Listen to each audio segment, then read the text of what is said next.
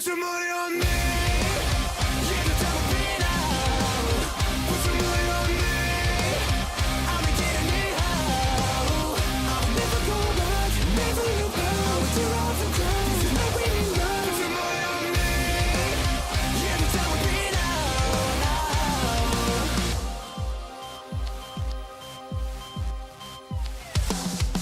Shut up, nothing gonna lose, buddy. Not good, but I don't know.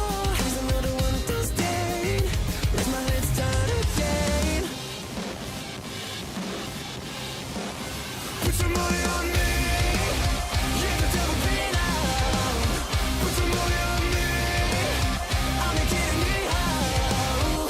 I'll never go back, never look back. Tear off the ground, this is my winning round. Put your money on me. Yeah, the devil be now. I'm getting lost in my dreams. A step away from falling. Am I too scared to dive in this light? There's no way I could hold back. The urge of feeling is burning. I'm getting lost in my dreams. A step away from falling. Am I too scared to dive in this light? I can't keep on containing the pressure in me calling. Put your money on me. Yeah, the time would be now. Put your money on me. I'll be getting it how. I will never go back, never look back. I will tear off the crown, this is my winning round. Put your money on me. Yeah, the time would be now. Put your money on me. Put your money on me. I'll make it anyhow. I'll never go back, never look back. I will tear off the crown. This is my winning round. This is my winning round. Woo-hoo.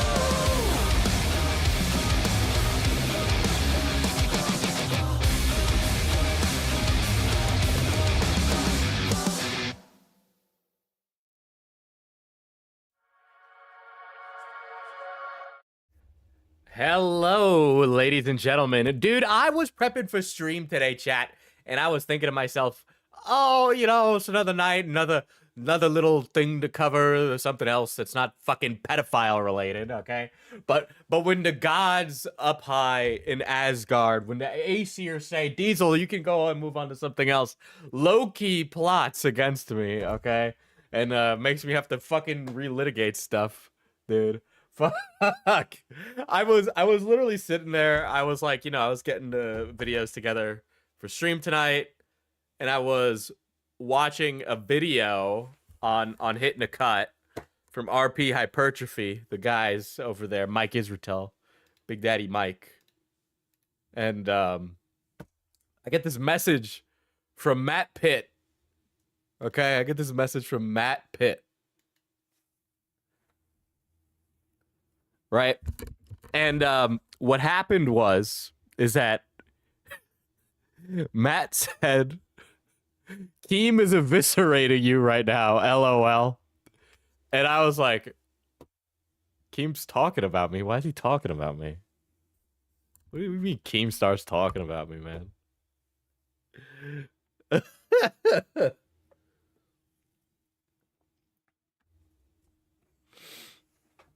And actual Jake has been calling. I'll get the shad, right? But you know, so yesterday we covered the Muda stuff, right? And here's the take that Keemstar misrepresented, right? Now this isn't me co-signing Nux's content, not co-signing that, okay? The mods and myself had looked at some of like the thumbnails and like tried to find the sources, right?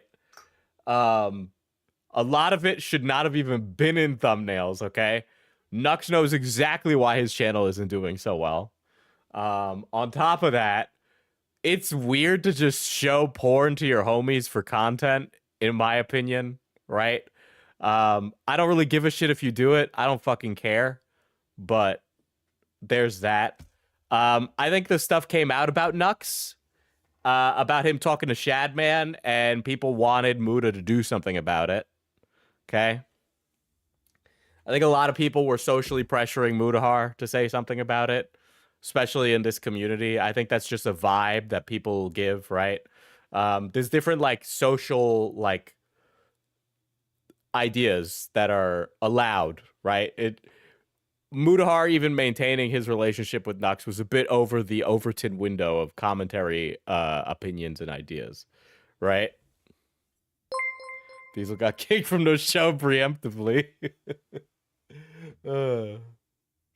Right.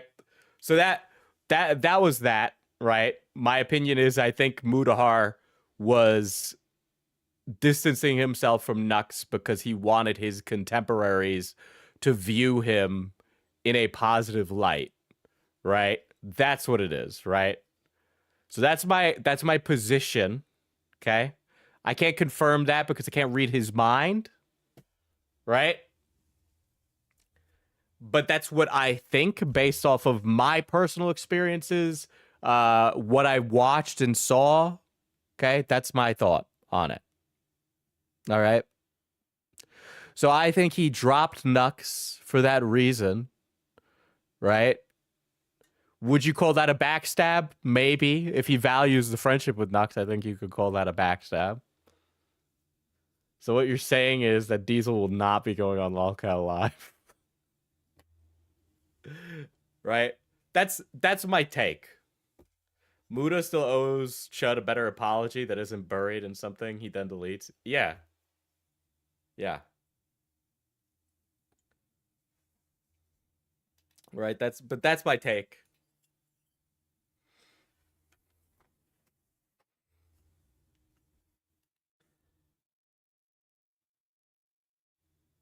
But I'll play it.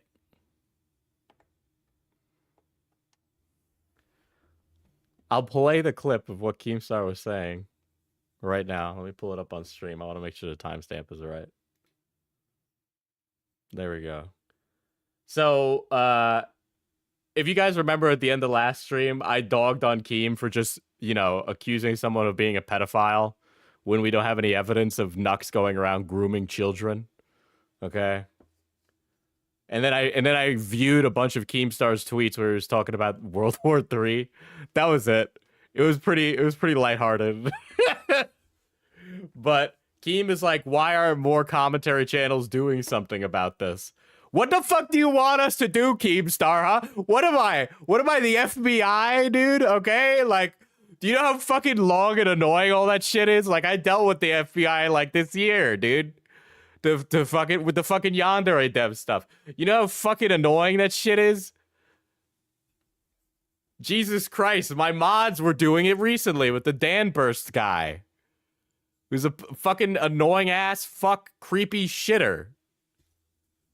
But anyway, I'll play it now.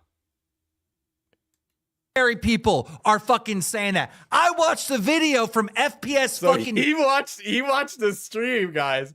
Keemstar tuned into my life. Diesel, and he was like, I feel like Mudahar overreacted, and he threw his friend under the bus. I do think Mudahar overreacted. I do. I think Mudahar jumped the gun. I think he responded too quickly. He was rushing to placate a bunch of like Reddit glub shittos. Yeah, I think he overreacted. Prove me wrong, Keem. Come on. What's the argument against this? FPS Diesel, you're retarded. You're a dumbass. What? He was literally complaining about random glump shittos on Reddit, dude. That is literally like an overreaction, okay? All right? He like rushed to give all these answers. He rushed to give Chud an answer that was wrong and caused Chud to report on things incorrectly, okay? So he was overreacting and rushed to give an answer, okay? And then he rushed to give an answer to a bunch of Reddit glump shittos. I dislike you. Okay? If the contract shit with the podcast wasn't finalized, Okay? Why was he saying what was or wasn't going to happen with the podcast before it had happened?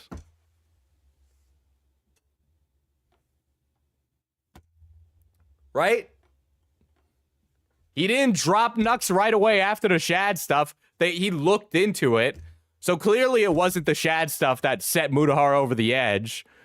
Okay, clearly there was a back and forth socially that happened behind the scenes that none of us are privy to, because Keem, guess what? Mutahar went dark, right? Maybe you don't know this, Keem. He left all the group chats I'm in. He left all the group chats you're in, okay? He fucked off. We don't know, okay? I can't read his fucking mind. I'm just using my best ability based off of my experiences with people socially. Stop making content. You are what the word slop is about.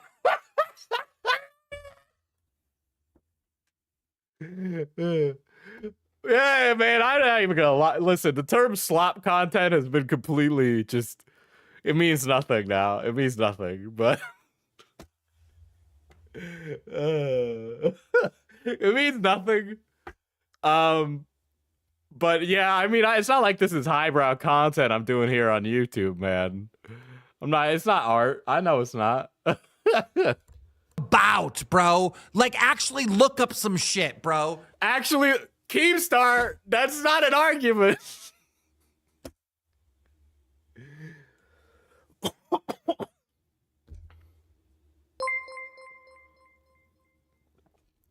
Host of Lolcow Live is calling our content slop. Oh, Jesus. Fucking idiot. Dude, You didn't even pay attention to my argument, you ADHD riddled 40-year-old man. hate these people. They're all fucking dumb. Dude, Keemstar's saying this. Meanwhile, he's like, literally a few weeks ago, he added me in a group chat being like, why aren't you or other people in the group chat talking? Keemstar was like, why aren't you talking? Because we weren't fucking having a conversation with Keemstar in the group chat, okay? Jesus Christ. And they're like, oh, I like that guy. He said he loved me. Dude, there's so many fucking YouTubers that this stupid fucking fan base, of this audience that are loved because, oh, their YouTuber said they're nice, but they're fucking dummies that just feed you their dumb brain, and it makes you... I don't even know what he's on about right now. I don't even know what he's on about. Dumber. They don't teach you anything. They're not researching. They're not trying to get to the bottom of shit. I don't want to be that guy, but Keemstar, I did like a stream like a week ago. Why didn't he comment to you in the live chat? Because he doesn't do that. Because Keemstar doesn't do that. He could have, but it would have made content for me. That's why he didn't do it. So saith Keemstar, the king of slop. Bow down. Right? But it's like, I do want to say, like, a week ago, like, I literally put together this whole docket trying to disprove. It was like research I did on my own time to disprove false allegations that keep constantly being litigated about Keemstar, calling him a pedophile. But, you know, I don't expect him. He's a busy guy. To find truth, they're just spewing their fucking nonsense so you can take it in and I mean, yeah, I do come on my live streams to tell you my opinion on things. I would consider the live streams more punditry and the main channel stuff more news, in my opinion. Good about your fucking worldview, and then you can go to their little fucking merch site and buy a fucking t-shirt that says FPS Diesel and wear it and be like, I go.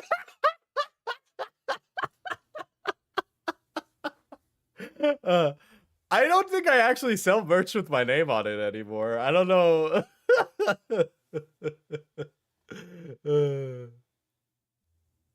I don't.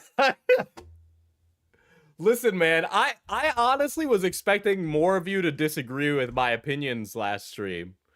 I was expecting to get more pushback, and I got some pushback last stream. Right? I got some pushback last stream. But yeah, you should buy my coffee. If you want to know where to buy my merch, chat, go to panandpotioncoffee.com and buy my merch. Go buy my merch. We got coffee, we got tea, okay? Fair trade USDA organic coffee.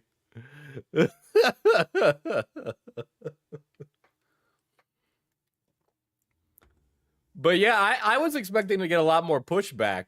I don't, you know, I felt like my opinions were pretty out there, but then I got to realize that a lot of you guys, you know, a bunch of you don't watch the other commentary guys. So I'm not expecting everybody to have like the, you know, opinions that are there, right? That's your, this is these people. I hate them all. They're all God forbid. Oh, shit.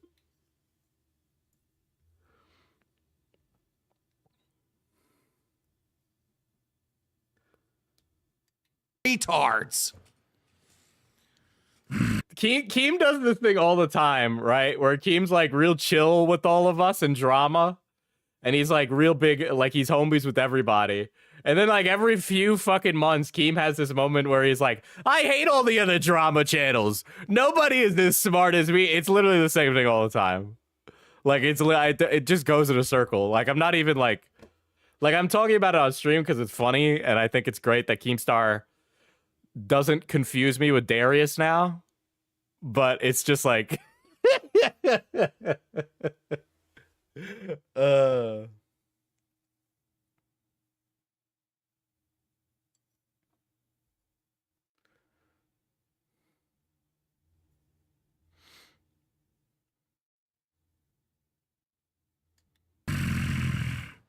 dude, he growled. He growled. Keem hit me with the growl, bro. I'm not, I know I'm talking about it. The only reason I'm talking about it because this just happened, right? But I just don't, I actually just don't really care that much, actually. He's trying to alpha on you. I mean, yeah, man, I'm not even gonna front. Keemstar's a very successful man, you know? He's run a lot of businesses. He's been very successful. He's done very well for himself. I put respect on that. I put respect on that. I'm not gonna front, you know, big man on campus. He's big man. I know what he is. Okay, moving on. Thank you, Keem. Thank you. I appreciate it, dude. Keem kept confusing me with Darius, dude. He's putting me in a love triangle between Darius and Grace Thorpe. Man, I can't handle Grace Thorpe. That girl got like crazy girl coochie, bro. I don't. Shit.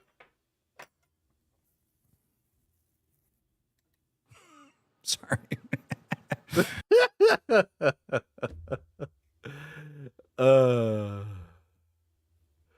You know, I don't agree with every take you have, but how can you look at how Muda handled this situation and not think he handled it poorly because he doesn't know what to do with his friend?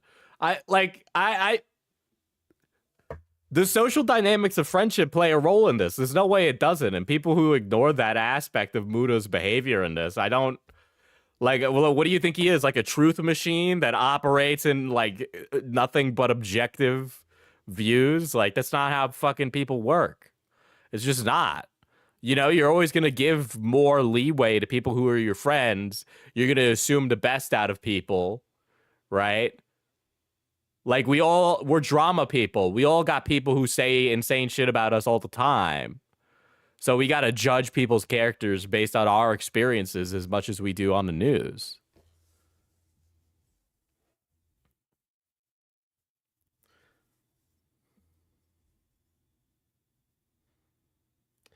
To handle it poorly is a term very open to interpretation. I don't even know, like how poor is. I mean, it's poor. Like he handled it poorly. Yeah. Muda giving Nux leeway is what got him into this mess, though. Yeah, I know that's what got him into his mess, but that is how people act with their friends.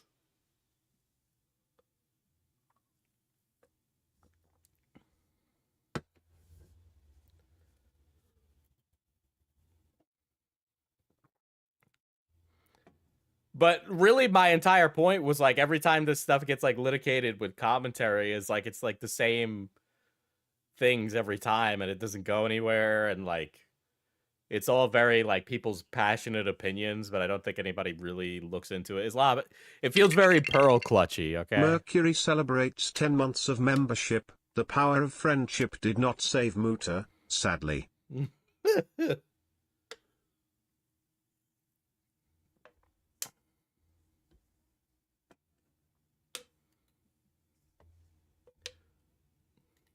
But yeah, I mean, I don't know. Maybe I shouldn't have ended it by looking up Keemstar's history of history of World War III tweets.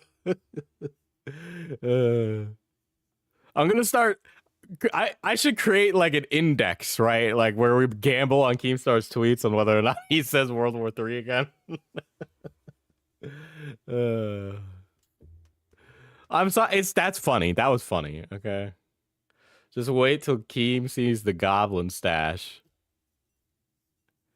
God.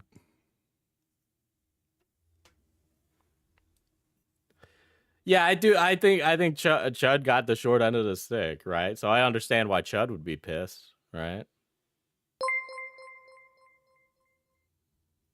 We're all lolcows in the making. It's just all a matter of timing and level of self-awareness. Listen, we can all have our one bad day, okay? We're all one Joker moment away from everything falling apart, man, you know?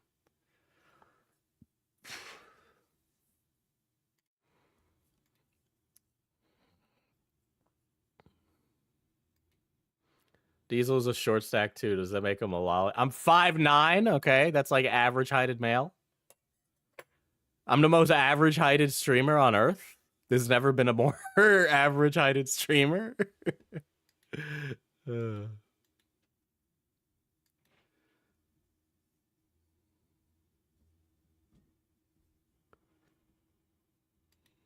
more of a jonkler.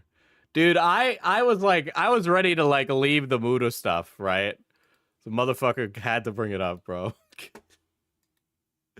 Ay, Dios. You're 5'8", babe. You don't gotta lie. Thanks, chat. Thank you. God damn. 5'9" is the perfect height. 69 inches of man.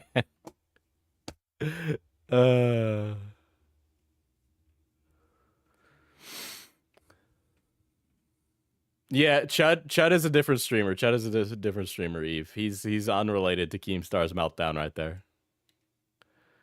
Damn Yanks, I have to Google every measurement. I'll be right back. I need to take a leak. I keep forgetting to piss before streaming. So let me go do that. I'm staring at my scattered thoughts. I'm falling way too far.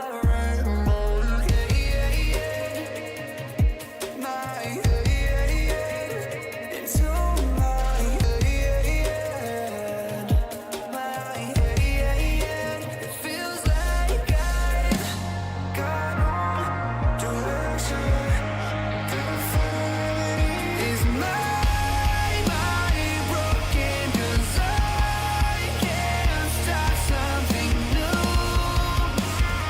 Everyone's counting on me, but my body's broken and I'm left sorting it through. Is this how I'm designed? I've tried, it's so fitting that this happens at the worst time. I start overthinking everything in my mind, and I don't know how to fake it if I don't feel anything. It's been like this for a while now. I watch the hours pass before I start to melt down, and wish that I was anybody else but me now. What I'm focusing on is blurring the lines. Losing my confidence, feeling like I don't deserve. So I was thinking about it while I was pissing. You know, I've always maintained this standard of like not talking about drama that involves friends, and I really do think I think more guys in commentary should do that. You know, so I think it was, you know, Muda stepping in and jumping on the stream with Chud. It was like he rushed to make all these answers, but nobody was telling him to. Right? Like when my homies are in drama, I just go, yeah, I'm not talking about that. I'm too close to the situation. You know, it's okay to be like, yeah, I wouldn't be able to give you a good take on that. You know, or I can't have a conversation about that now because there's a lot happening behind the scenes. You know, I think that's really reasonable. I think a lot of guys are rushing to give answers and they don't need to. You know, that is a good rule. I think, yeah, unless it reach a boiling point, like Bo Blacks or something. Well, like, you know, it's a conflict of interest. Yeah.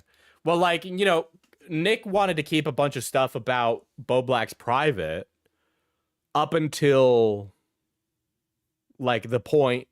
Boss, are you still on throne? Yeah, I'm still on throne. But like, you wanted to keep a bunch of stuff about Bo Black's private until he didn't have a choice anymore, you know? Keemstar talked about you on Lolcow. Yeah, go back to the beginning of the stream where I talked about it, but I'm finishing up the conversation about it now. But yeah, I mean, that's really the gist of it. I think, you know, more people should just like, don't make friends in commentary, methinks. Too messy. I have friends outside of commentary, and I'll tell you right now, there's still drama, but a lot of the times it gets handled behind the scenes. But, you know, I mean, if somebody's your friend and there's a conflict of interest, just be like, I won't give a statement on it now. Like, just, I don't fucking like this whole, like, it's just a problem with social media. It's not even just this. Where people are just like, oh, I need to give a take on this right now. Oh, I need to have an objective opinion on this right now. That's a completely right and has no fucking logical fallacies in it, right? Like, what is it?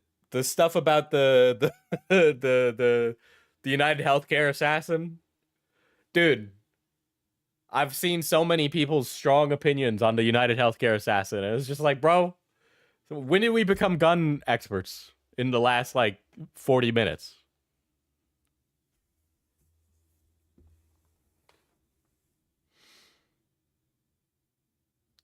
That's true. Nick wasn't going to say anything, but Bobby just couldn't stop himself. But you can't fence it too long or people will go after you. Yeah, I mean, like, use some judgment, obviously, when it comes to the situation, but you don't need to respond like the day it happens, right? Did you see the bullet shells had ominous words on them? Yeah, I did. But yeah, I mean, ultimately, it's like the matter of like, not everything needs to be a public take.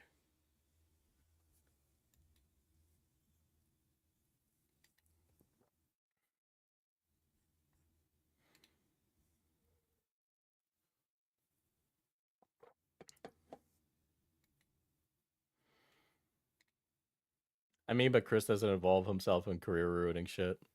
Like, you gotta, like, you pick and choose your conversations and your battles, right? So even the same thing with streaming. Like, there are different topics that I won't talk about, or I'll give it some time before talking about them. Shit like that.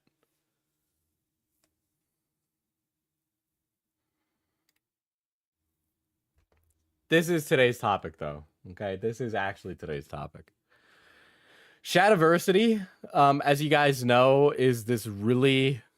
Yeah, Diesel, now tell us the history of Ukraine. Yeah, hold on. Let me pull up the Wikipedia page.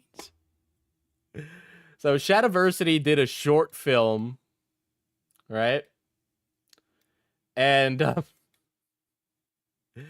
then he did a breakdown of how the short film was made. And I'm close to giving up. Proof the algorithm was determined to kill this channel.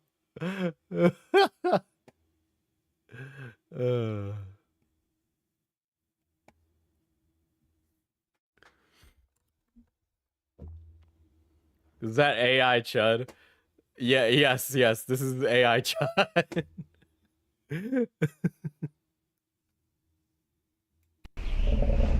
Oh my god. Oh god. Holy shit.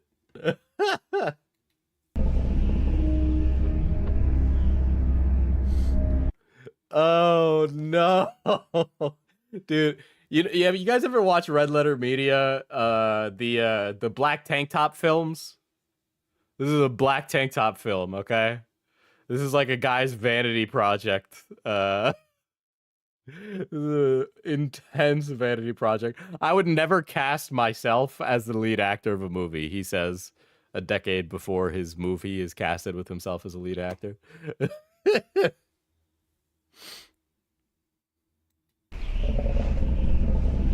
Dude, that looks so bad.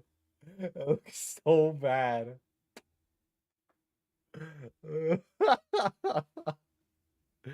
According to Shad, this is his magnum opus. That's really sad. Dude, Westeros at home, bro.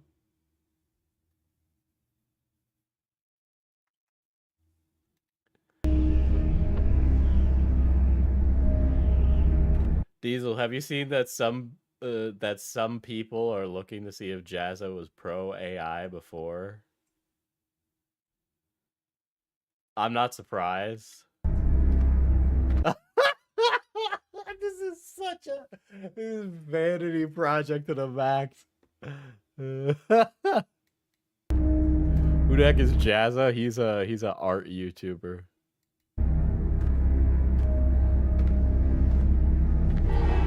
This is Jazza's brother. Yes, this is Jazza's brother.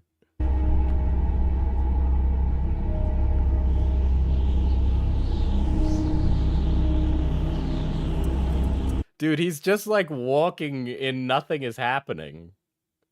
Like, so, I mean, like, if we're being very technical, this is like a fine establishing shot. But, like, I don't... Also, like, the shutter speed on this or something is giving it like a opera or like a soap opera kind of vibe to it. And it's just not... Like it has like a soap opera look to it, right? When you have the shutter speed at a certain like length, it matches and you get no blur. So instead of looking cinematic, it looks like it was filmed like on a soap opera set, right? There's a deleted video of him and his brother playing with AI. It's pretty cringe. I mean, if you just want to like fucking fuck around with it, that's like different from like, I'm gonna use this to develop my business and write my books, like this fucking guy.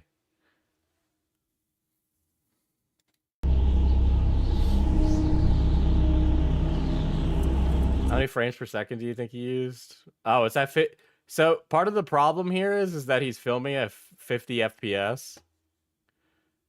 And that definitely ruins the quality of this by filming at a 50 FPS. But yeah, also, like, if it was... I know it's Shad in that armor because he wears it all the time. But, like, when we're talking about, like, an actor moving across a scene, you can see how stiff he looks in that gambeson and tunic he's wearing.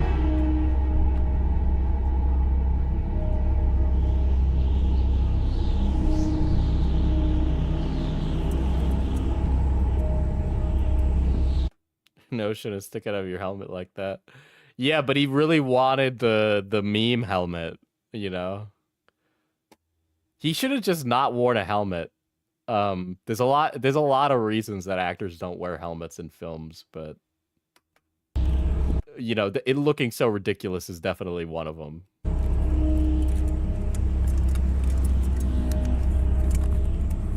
Also, that camera shot was horrendously shaky, and that did not look intentional. And the helmet doesn't fit.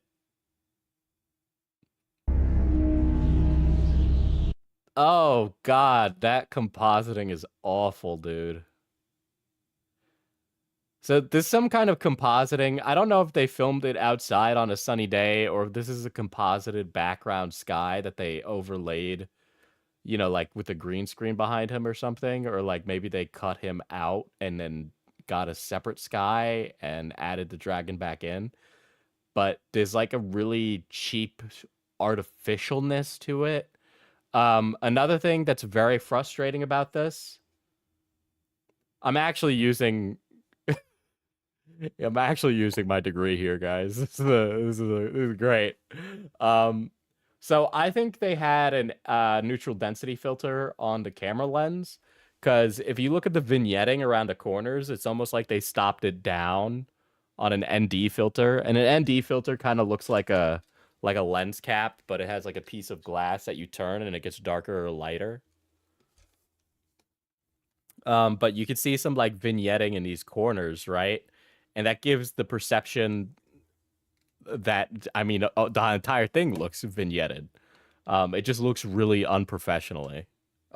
Very unprofessional, not very unprofessionally.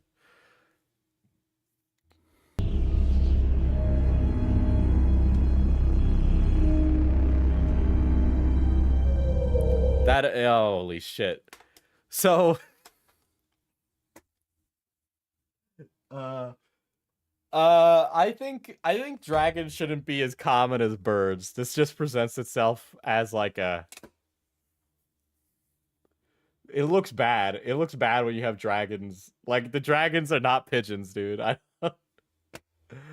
don't think they had a storyboard when they were planning this. Dude, every frame a complaint, dude. Every frame of pause, dude.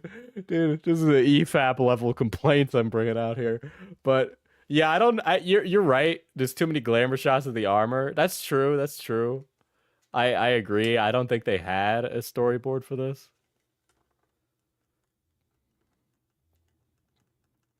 Don't they artificially add shadows to remove the weird nose lighting? They could have composited a shadow over this that's easy to track. I'm more or less talking about the shadows in the corner. If these two guys end up fighting, I should say that this day that they're shooting this scene on is completely overcast, while the other guy is filmed on a sunny day. So this kind of looks like it's filmed at a different day in a different location, rather than it being in similar locations on the same day.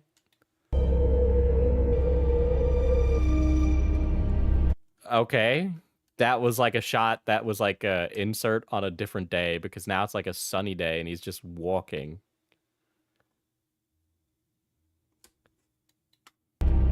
Like, that's just not, like, that's just bad. That's just like really bad. Yeah, the vignetting on this is really fucking horrendous. I'm not sure why there's so much vignetting on this. It looks weird.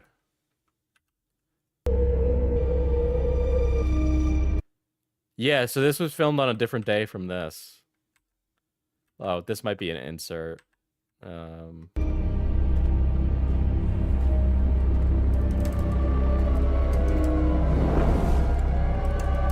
Screen tested.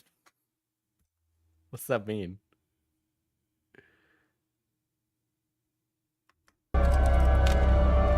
Oh. Hold on. This is another complaint. Hold on. So see when he throws the helmet, I want you to pay attention to what the camera does. You see how it like zooms out, right? Where it's like it's not like it's racking focus, but it's like it's going from like, you know, fucking 50, like a 50 mil shot to like, and he's clearly turning like a regular lens and going whoop. And it makes it look very artificial when you do that, because it wasn't big enough to commit to it.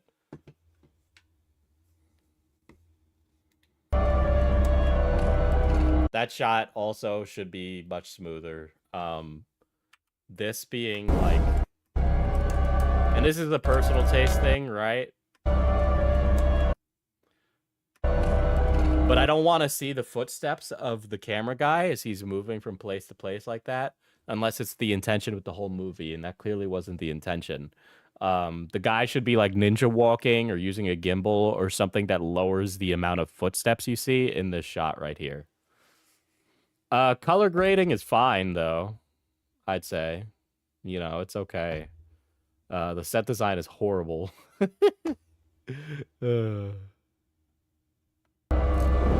Yeah, and well, with the high frame rate, you might as well just not You just don't film at 50 FPS, dude. Don't film at 50 FPS.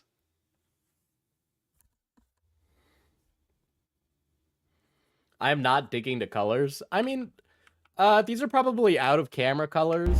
If I am a betting man looking at the camera, it kind of looks like it was shot on Sony. They tend to have really bright teals and oranges on Sony. Screen tested is the guy's name. Okay.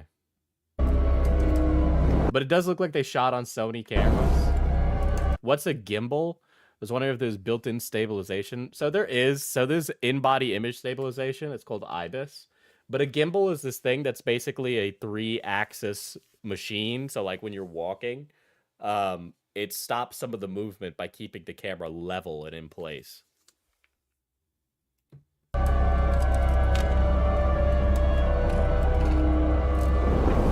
Well, 50 FPS is the equivalent of 60 in certain regions, depending on whether they use PAL or NTSC.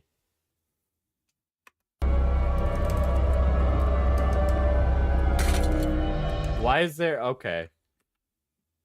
Was there always stuff on that?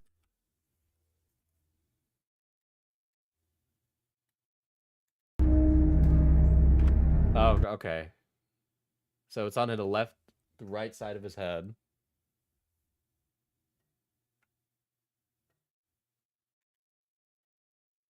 And then it's on the left side of his head. Why did it move on?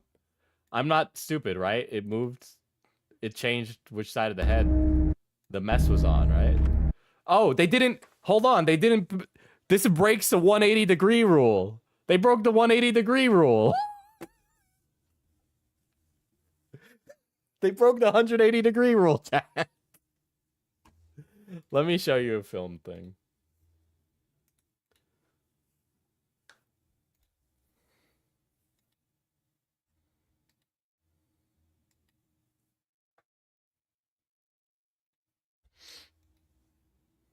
Hold on. Explain the rule. It's better to just show you. 180-degree rule. Example.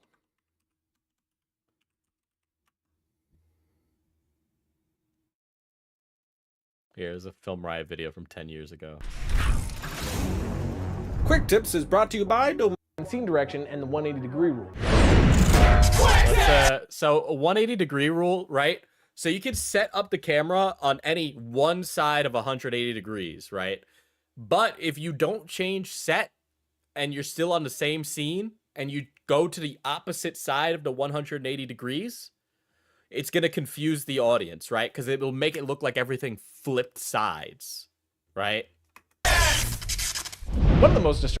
Best way to explain it is by looking at a top-down view of the characters Right. facing each other. We have these two guys looking directly at each other. The line of action will be right down the center of them, like so. And say So you could put the camera on any side of this half of the line of action, right? So you have like a shot reverse shot pointing at him, and then one pointing at him, and then maybe a 2-shot down the middle. But if you switch sides and it goes over here or over here, it'll look like something changed, right? And then you'll be like, why is everything confusing? I don't understand where anything is. we want to get 3 setups They'll for this probably coverage. A show- wide, they'll a show single of each. example We place our wide shot of here. what it'll We are look creating like. a 180 on that side of the line. So when we come to our singles, we will keep both of those on this side of the line, not crossing the line over here. Yeah, when so if you cross the line, it'll just make everything look really weird. Here, we'll go to where the scene plays.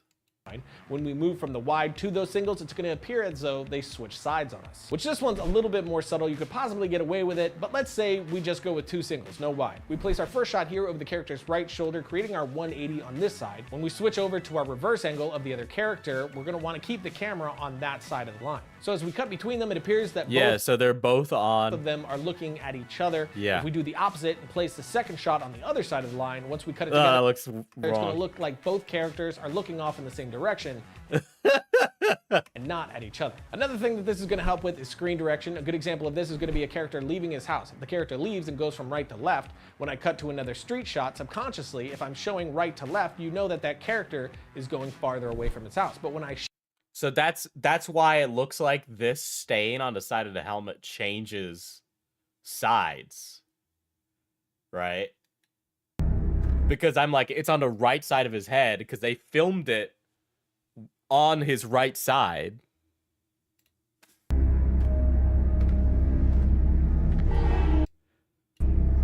Right? But then, is he still in the same spot there? It looks like there's a stain there. It's hard to see. So he's definitely going left to right. So they're maintaining that.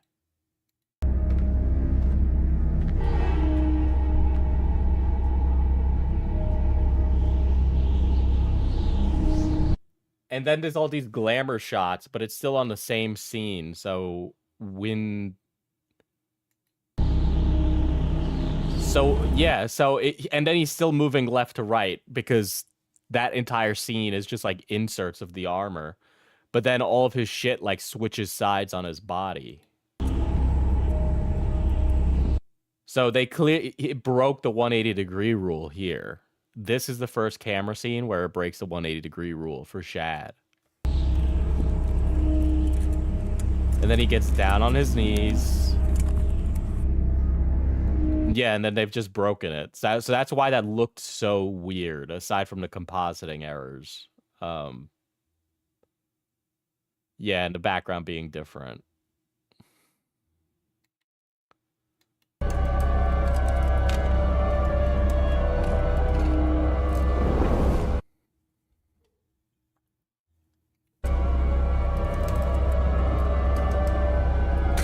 Yeah, and that also breaks it.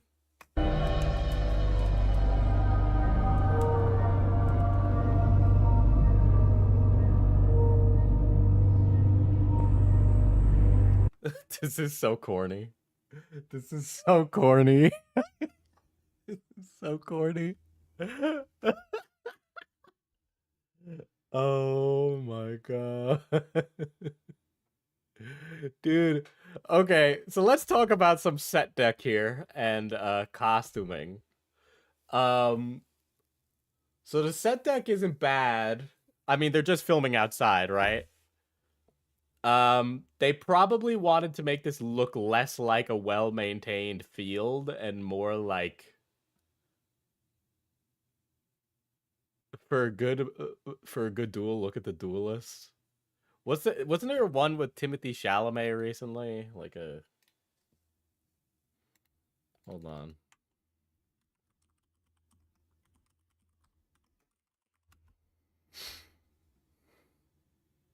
Oh, The King. Was it The King? Was it The Last Duel? It might be this. Hold on. Is that looks like Timothy Chalamet. Hold on. Here. Your father is plague to England.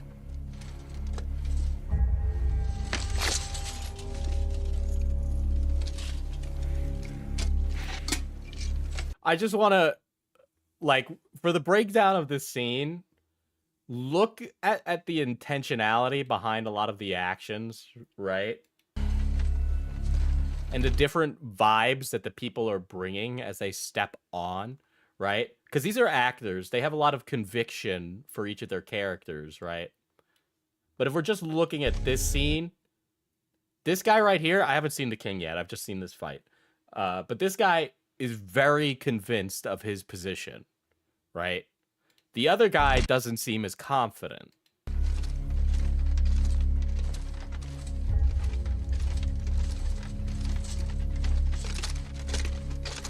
Right? The other guy is Timothy Chalamet. That's Timothy Chalamet, right? Your father is plague to England. Right? So another thing I want you to notice is that they don't break the 180-degree rule in this. They don't. That's not Timothy. I don't. Listen, it's a white guy. I have Caucasian blindness. Right? They don't break the 180-degree rule, number one. Number two, look at how they shoot movement. Okay?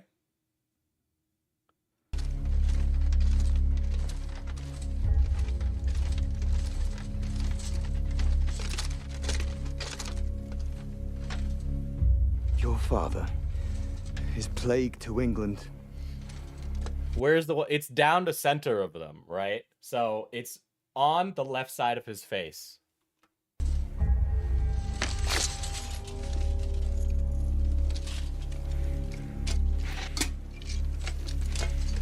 Come for me, big dog.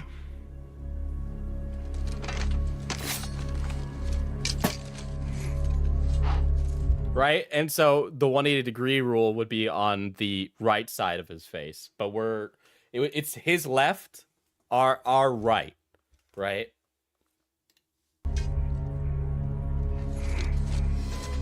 It's very common in movies for actors not to wear helmets, though, either because of contractual reasons or it's just hard to act wearing them.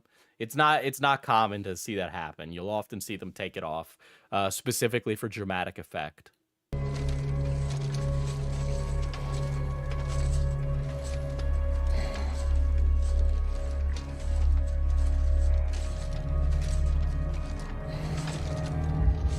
Right, and so they move around like this, and it swaps the 180 degrees, right? So they're not breaking it because you see them move around completely, so it doesn't break it. Isn't that copyrighted, though? Yeah, but whatever.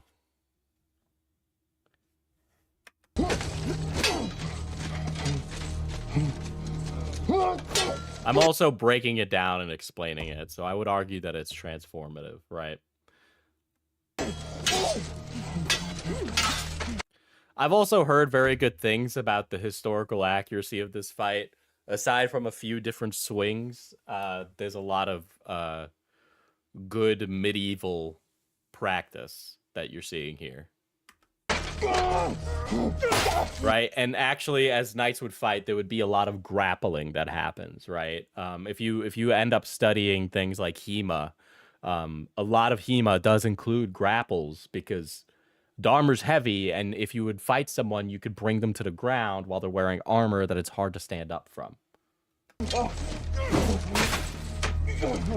So another thing I want to show is, do you notice how they cut on the action, right? And I want us to pay attention to that as we watch Shad's clip, right? But watch when he goes in for that grab.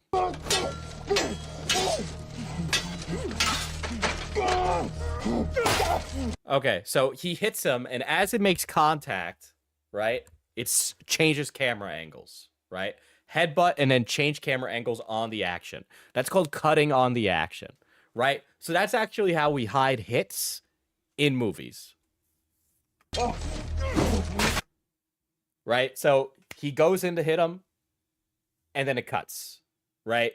So we're actually seeing a big change now because of movies like John Wick, where you stay on the action and you don't cut on it. And that's fine. It's just a matter of different taste, but that's how you would hide it. Also, I want you to notice how not pretty this is. Shad and Screen Tested are very focused with how cool they look, right? But that's actually not what makes you look cool. That's what makes you look corny. What makes this fight so good, right, is that both actors aren't, you know, they're grunting. There's a real sense of physicality to what they're doing, right? So the direction of this is very good in this fight alone, because we can understand that these guys are really putting their whole fucking back into it.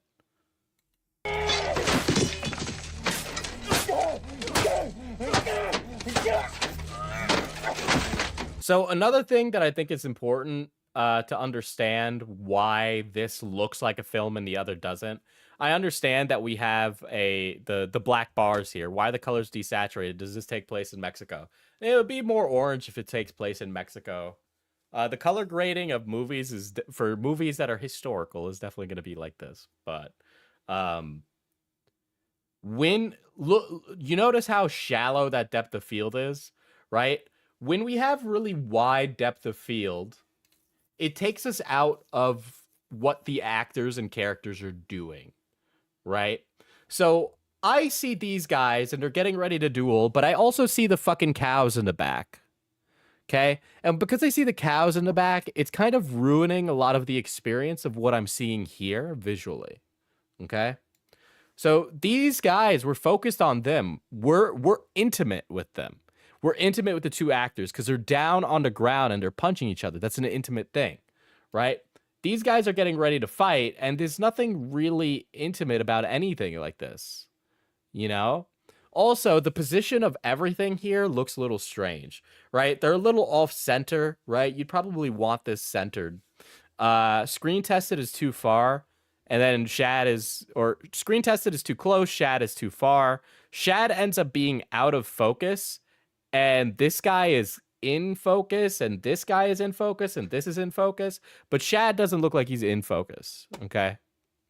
Now, another thing that annoys me with this is the ND filter's vignetting.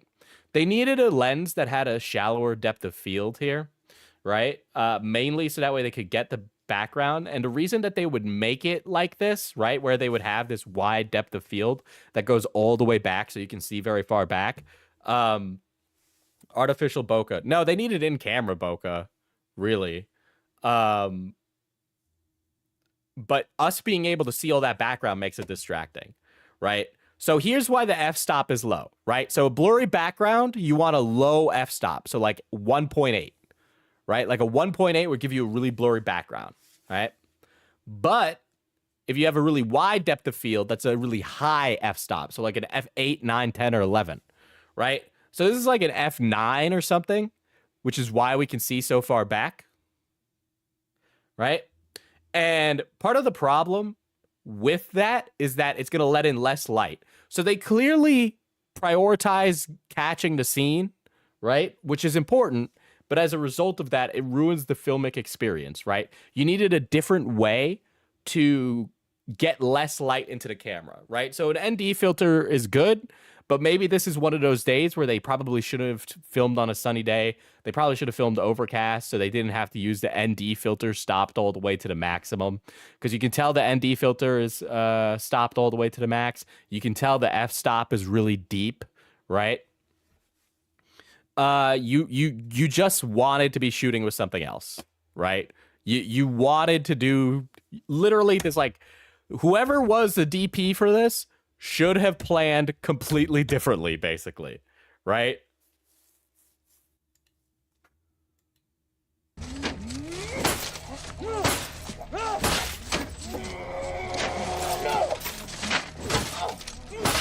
And again, notice how this is shot from the ground, right? We're on the floor with them, right? You can see that in the foreground here, the grass is blurry, right? So we're down here with them. We're experiencing it with them. We understand what it's like now that they're on the ground.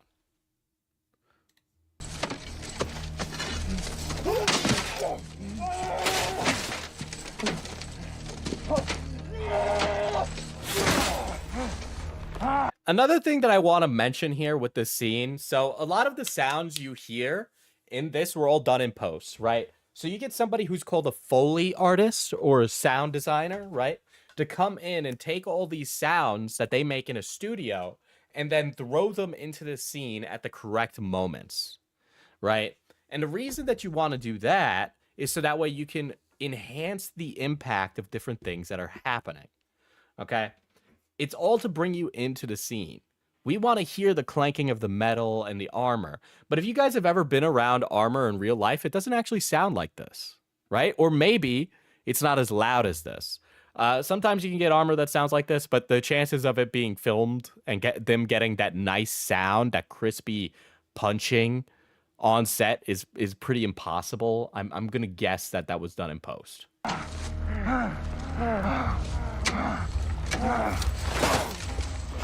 Right? And again, bringing it back to the actors, you notice how tired they sound, how tired their movements are. All those things are really important to conveying the tone and emotion of everything.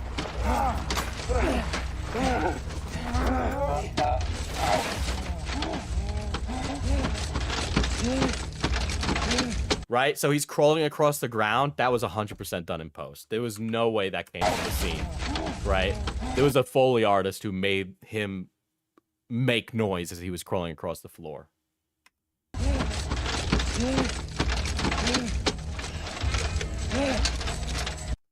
I own several swords. That super crisp sword drawing sound has to be done intentionally. When you draw normally, it doesn't make that noise at all.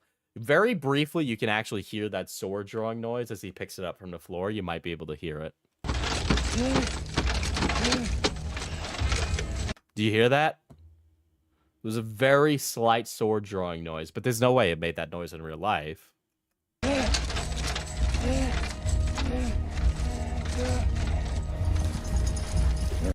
All right, so there we go.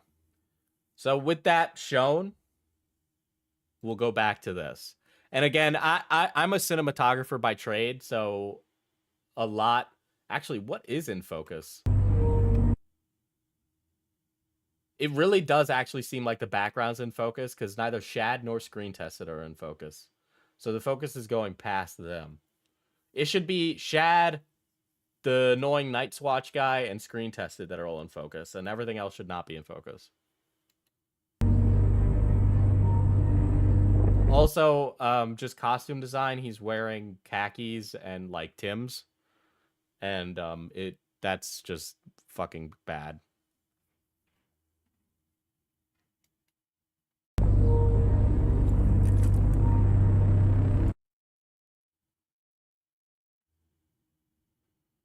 The shot looks unintentionally asymmetric, yeah.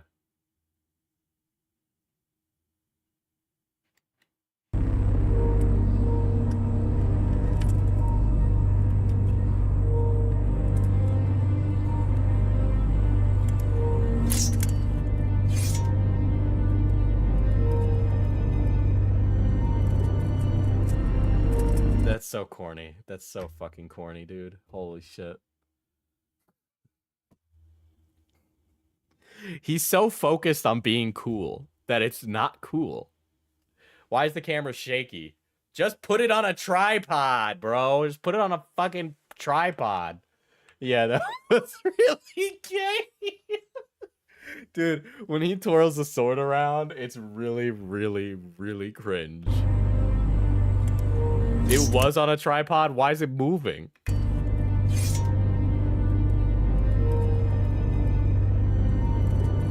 Oh, God. Chad, that's so corny. That's so corny. I can't wait to see one of these guys say a line, dude. It's been a minute 40, not a single line has been said. What is happening? Why? What was that? That looked unintentional. Do you want the... I have the making of video. That was horrible. That zoom, it looked like they cut away in the middle of him giving his line. It looked like they forgot to film the sound. By the kid who created the kid.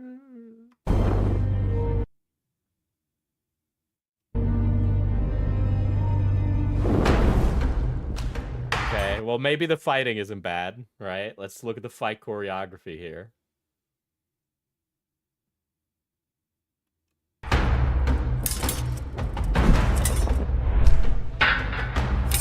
Okay. Okay, there's a reason that fights aren't made historically accurate. Because it doesn't look cool. I like historical films, but I'm okay with some suspension of disbelief for the sake of fucking some theatrics. The slow motion shot was not necessary. There wasn't enough movement happening in it to justify it. There was nothing cool about that. It looks like this slow motion shot looks like it's like padding runtime.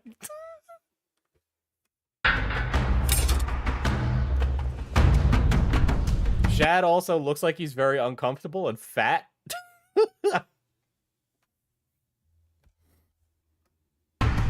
Let's see if they slow-mo again when they cross swords.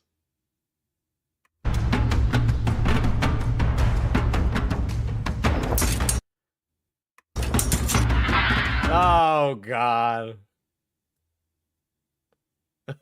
Diesel got the call out, and I got the shout at Lamau get wrecked. Hey, listen, at least he's not confusing me with another mulatto man of Darius, okay? You know?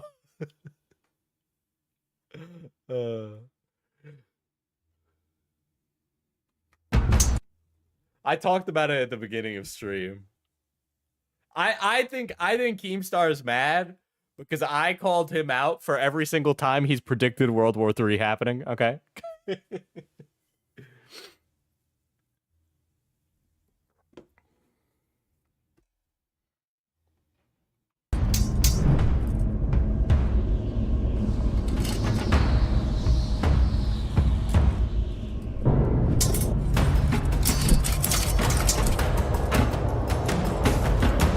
So, I mean, like, the fight choreography is okay. I mean, like, I'm not expecting, like, you know, fucking The King. And that's unfair to compare those two. It's just the camera movements are really uncomfortable and weird.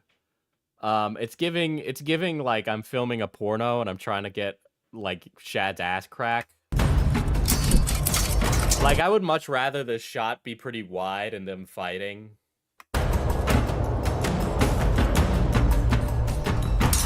He brags about it being better than most Hollywood fights today. He is smoking something, dude. He is smoking something if he thinks that.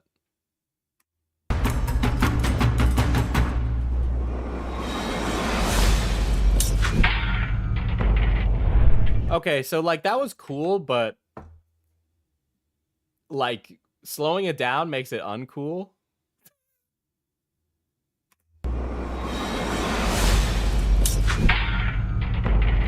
Slow-mo is not something you should use so frequently. I think it's a really good feature to use sparingly, but you cannot use it so fucking frequently. Yeah.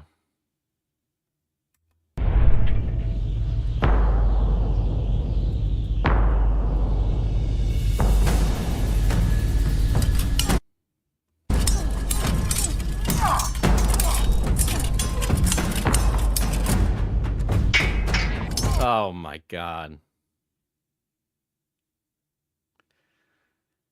Oh my god.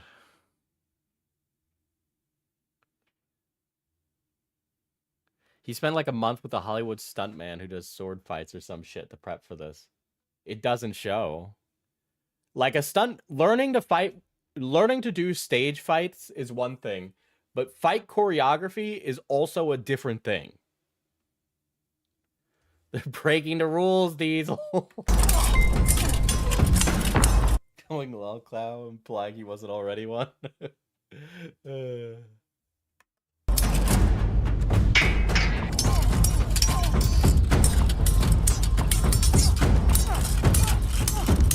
Right, and then another thing, here's why I don't think they actually planned out this fight. Look at how the cameraman is running to keep up with them.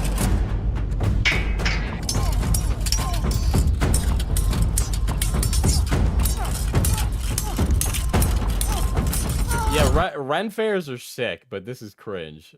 But like this scene, right? So it's like what happens is that it looks like this motherfucker, whoever is on the camera, right? So they go to the lake and then they start moving back, and you can see that the cameraman is starting to run back in the other direction.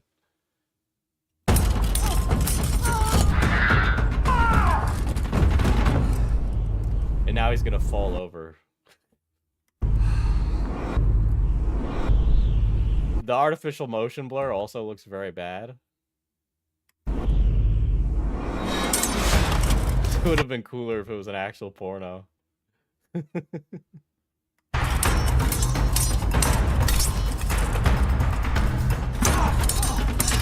It's just like nothing is happening.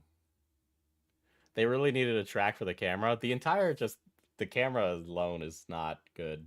Just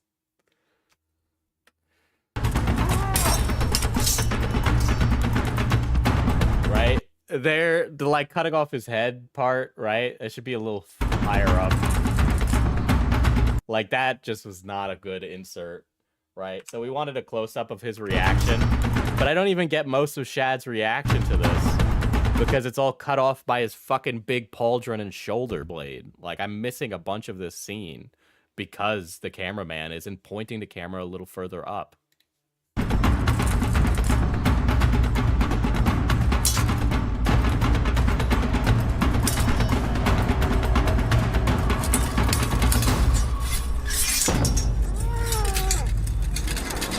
So like here's how so fights should have a progression, right? All fights, every scene in a movie is like a small version of the whole movie, right? There should be a rise in tension, and then in the fight you reach a climax.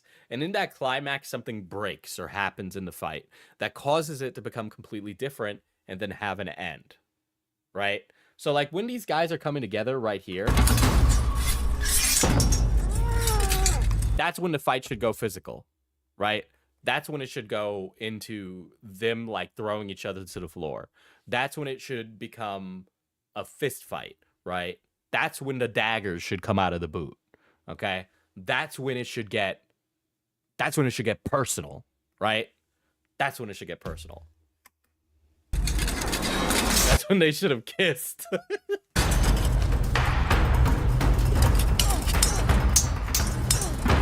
Right? So when they reset the fight, when they back up like that, what ends up happening is that you go, oh, there's no momentum in this fight. It's not going anywhere. It's just busy work.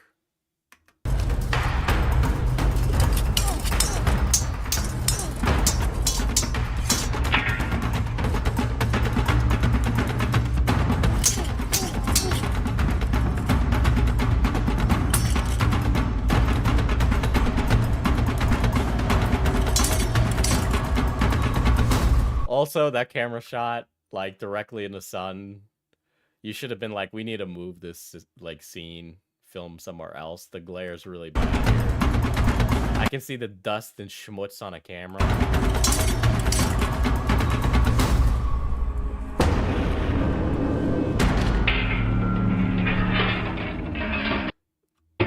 Chad, I know you wouldn't like me, but I'll recut this for you. I will cut this for you in a way that is not so horrible.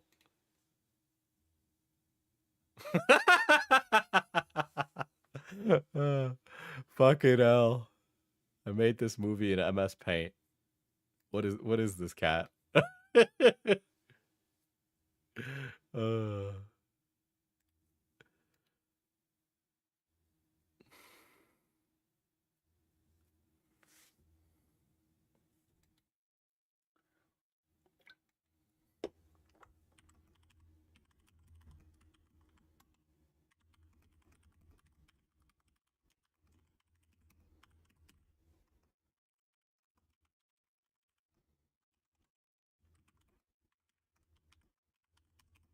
Hold on.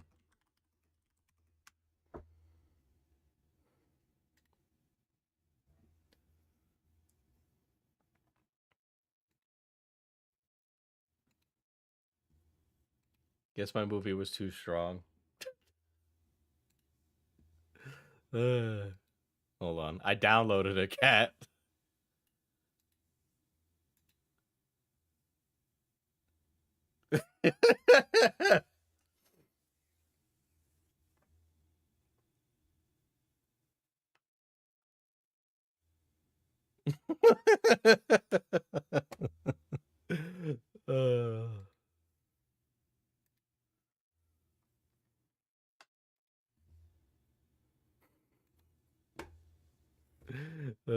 Is sword tested a better fighter?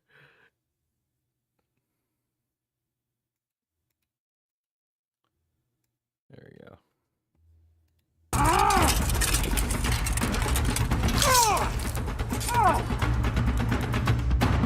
That was so bad. That looked rough. The Weaver of Dreams celebrates 14 months of membership. Shad just looks incredibly clunky. Like, this looks super clunky, man. Holy shit. Oh, God, that looks bad.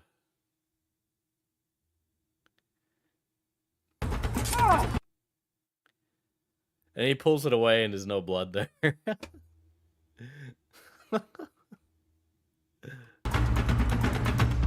It's a different fucking sword.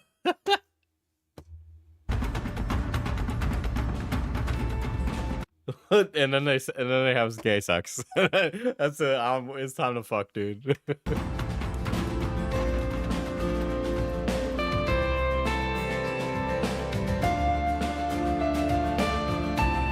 The music is really bad too.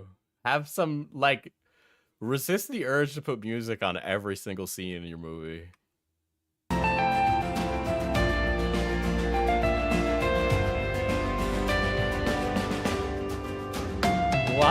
why, dude. The setup here is so bad, dude. I don't even know why he's being crowned as a king, or like why does he want this aside from being like a soy loser.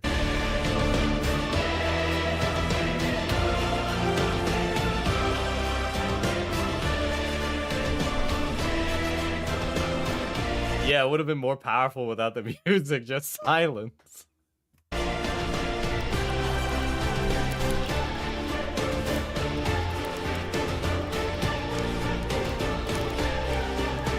That was really, really bad, dude.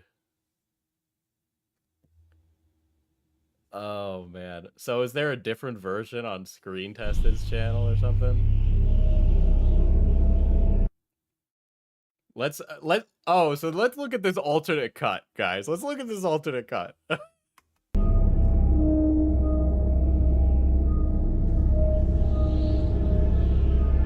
Okay, another thing, another fucking...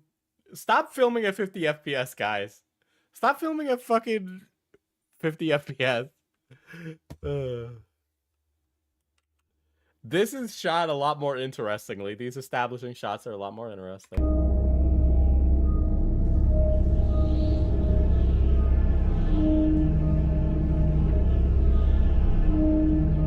Okay, so it's like, this is the one where the guy's already been stabbed?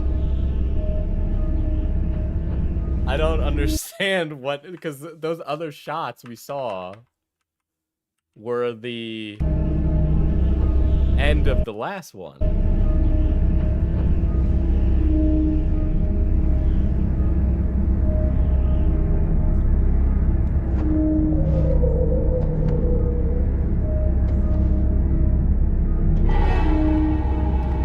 And then it's the same shot. The color grading's a little different in this. There's also black bars on this. And then they filmed the castle from the opposite end.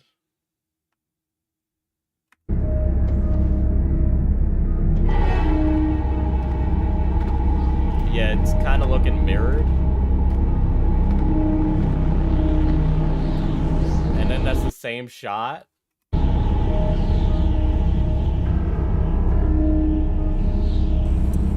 Is this just the same shot?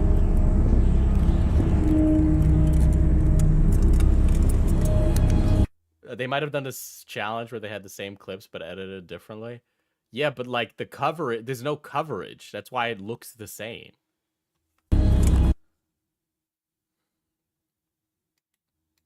And then it's like the same thing, and then the same thing, and then the same thing, and then they fight.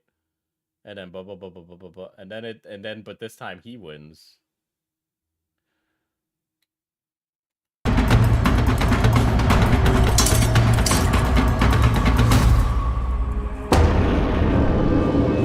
The inserts are a little better, I guess.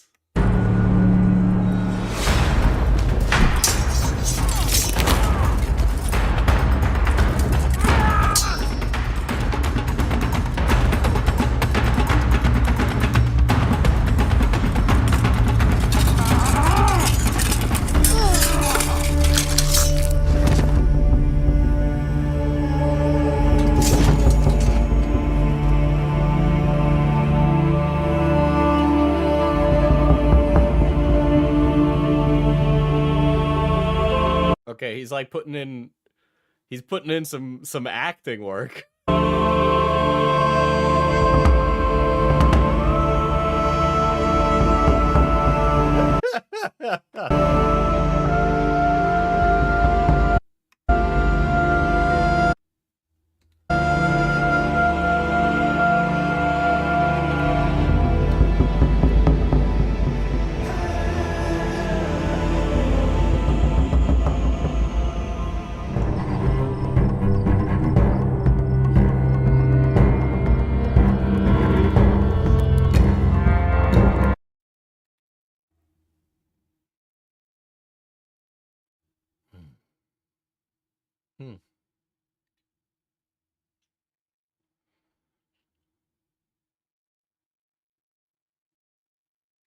It really is better than Shaz. We're really comparing some doo-doo ass filmmaking here, guys. Bars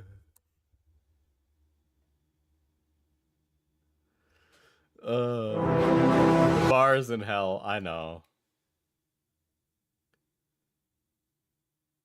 Loved every second of that guy should be hit over the head.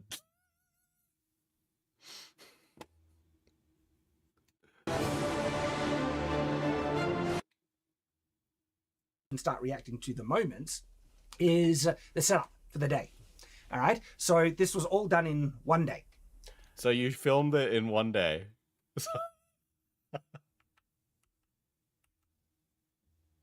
There's some really interesting things that I think you guys might find fascinating about this. And so some of the first stuff I feel is worth talking about before we even start reacting to the moments is the setup for the day. All right. So this was all done in one day.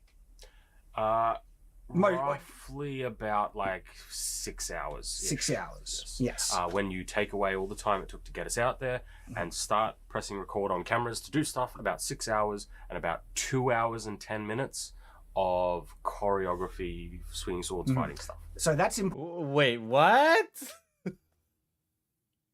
Was that like 6 hours including pre-production, dude? Because like the fucking it was none.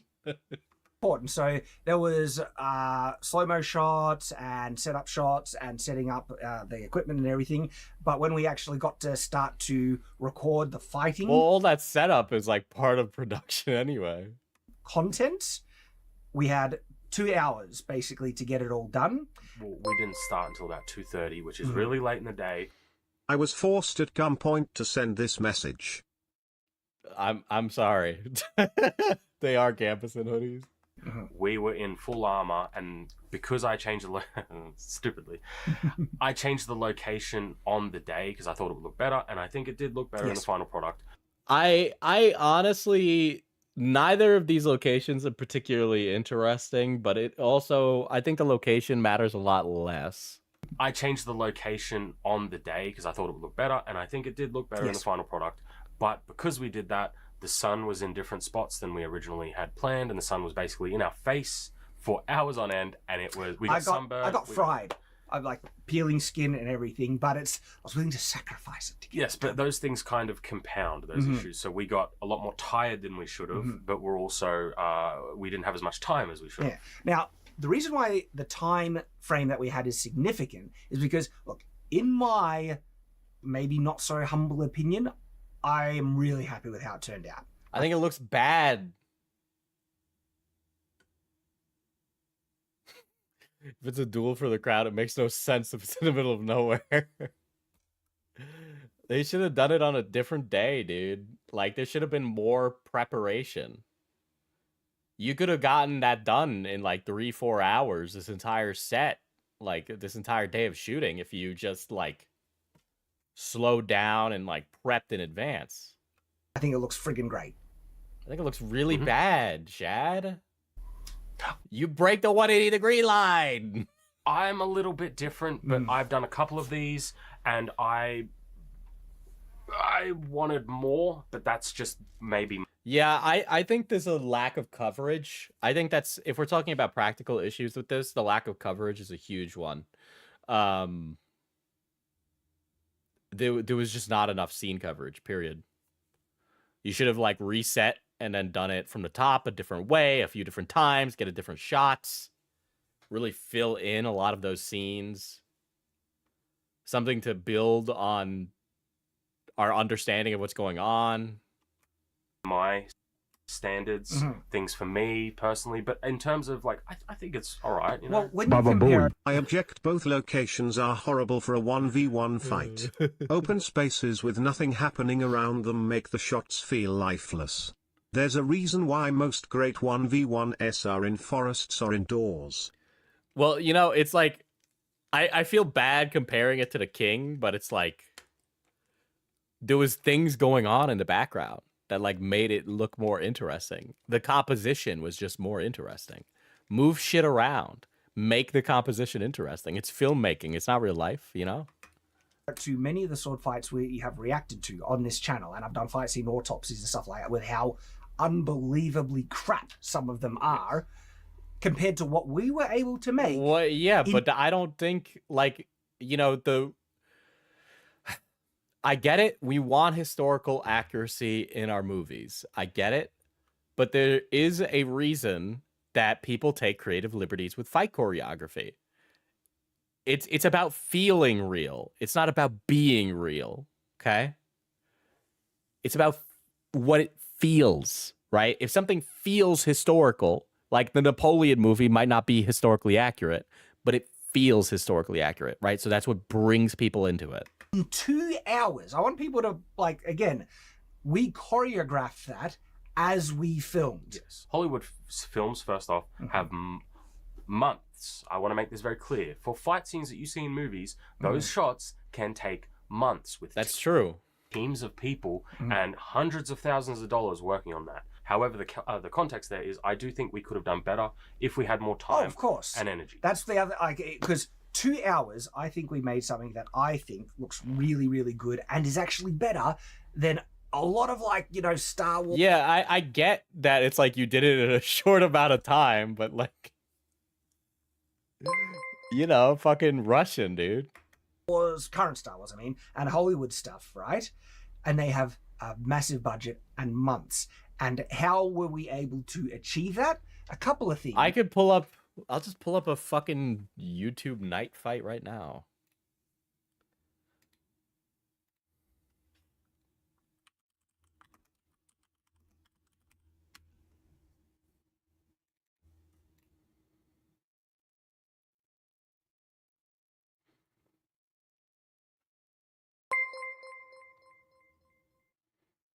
As a former Hammer fighter, his form is terrible. We gotta, this is my favorite.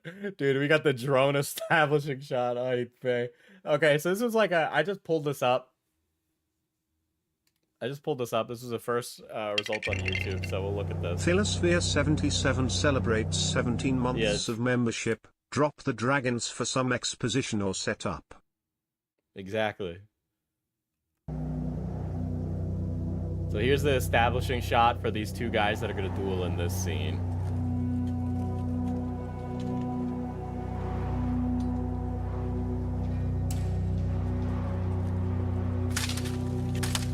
Okay, these guys are actually hitting each other.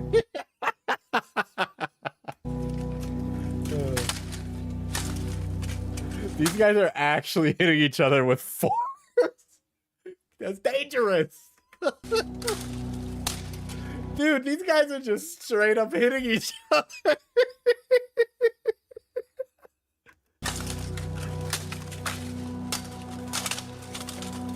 Dude, this is not even like fake contact. This is just straight up they're hitting each other.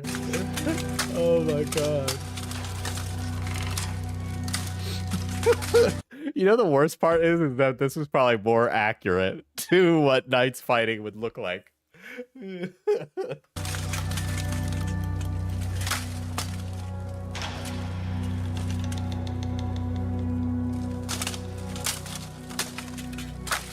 they're fucking hitting each other, dude. Oh shit. Here, we'll do a night fight. Here, we'll look up another one. Oh my god.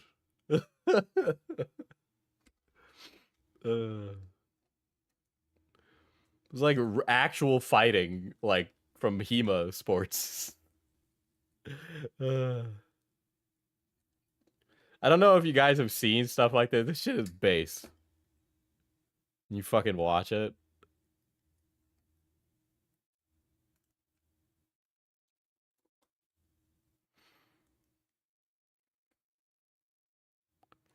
Look up the fight from the Duelist. I'll look it up.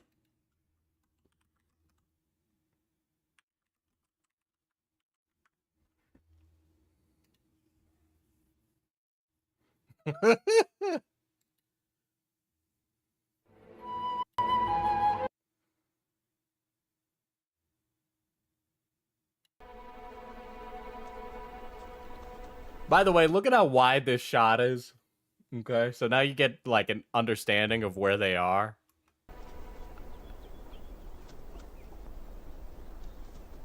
Right? This gives context to a fight, doing something like this.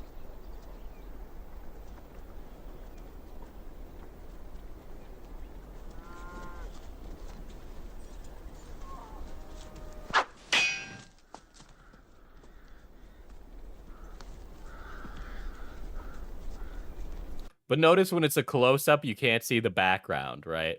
You're getting their expression, how they're feeling. This guy is much more confident about the fight than the guy over there. He's scared to be here, right? But you can understand that there's a tenseness to the scene, right? You're saying due to tension, right? This is like the rising action is all this setup, right? Of them just standing there and pointing their swords at each other. And then there's a break. And the action starts to rise as the guy swings. Right? Because choreography is like a microcosm of a large storytelling in a movie. Right? The choreography of a fight is like telling a small story about those two characters. Fights in movies aren't about fighting, they're about the people who are fighting.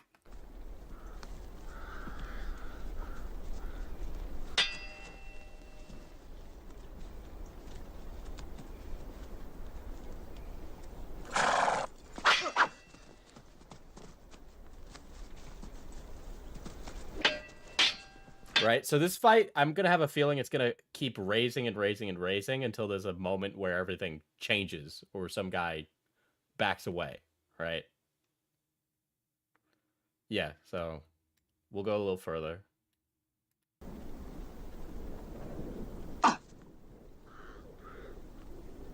You also, I think a very important part of this is that you see the reactions of the other people in it too. Right? You get to see how those other people are reacting to the duel. It's very important to do things like that because it adds extra emotion and context to a fight.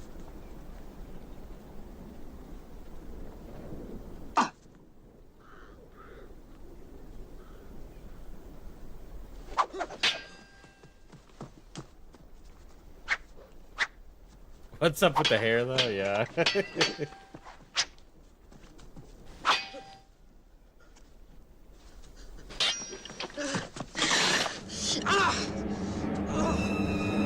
So when he sliced his hand, what I'm gonna guess is gonna happen is they did a little bit of a sleight of hand trick here, right? So you can actually get packets of blood that you pop, right? And it makes it look like the person's bleeding, right? But that's what you do to make blood look realistic, right? Blood packets. Right? I think he broke a blood packet in his hand, or he had it in his sleeve.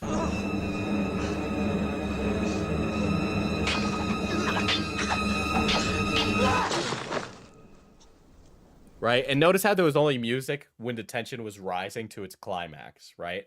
And then it immediately drops down after the guy is stabbed. Look at the difference. Now this is Ridley Scott, so it's, you know, we're comparing some serious fucking differences.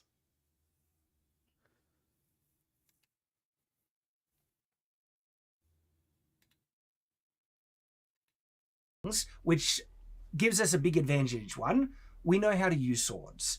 I can't really stress that enough, how beneficial that is in capturing the sequence where it's got the right commitment, the right aggression, the right speed, and you actually land the strikes and there's not... Yeah, I mean, I get it. You got, like, you know that when you're filming it, you have the commitment, you have the speed, but depending on how you film it, it's going to look like there wasn't commitment or there wasn't speed. It didn't look like you guys committed because it wasn't filmed like you guys committed. Okay? Punches look impactful when you make it look committed, but that doesn't mean you were actually hitting somebody on set. Slip-ups and everything like that, and because of that, we were able to quickly go through, all right, let's do a 4-beat sequence, maybe a 4-beat, 2-beat, and we go, let's work out the moves here, and after maybe 1 or 2 setups, we're ready to almost go full commitment, bang, bang, bang, bang, bang, and then we caught the shot. Sure. So, and again, we were only able to do that because we were very proficient with the swords already. There's a lot of actors who come into it and they don't know how to use a sword at all. Well, they spend time training to use a sword. You know, they train for their fight scenes.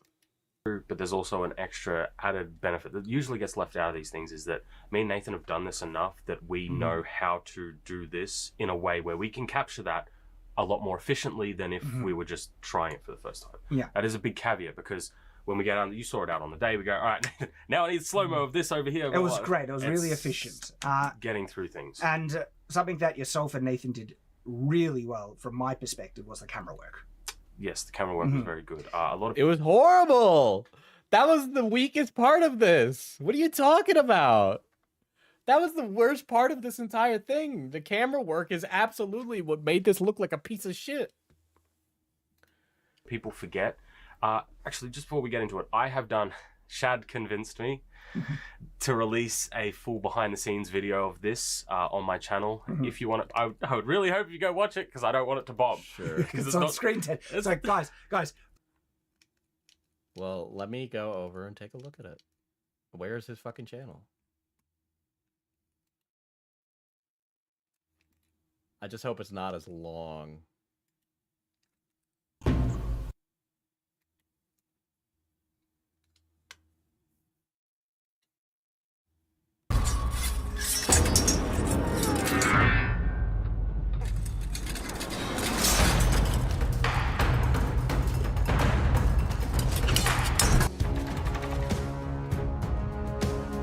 I went about making it, how it was done, and let's get into it. Let's get started.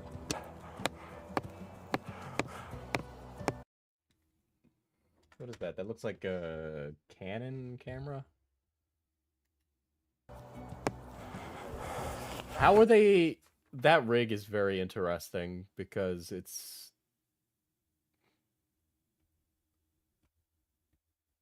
nice they're having fun with it. Okay, so that needed that tripod needed a beach on it. That tripod needed a beach on it. 100%. That thing is blowing in the wind. What looks better, Nathan? With them kind of like this, catching the wind, or just free flowing? I mean, that one looks cool, yeah. But that one, at least in the video, you can actually see the symbols. And so, do they have the monitor pointed at the actors? Why? Wasn't there somebody behind a camera? Okay, yeah. I think that might be a little bit... Could two people go and stand like they're about to fight?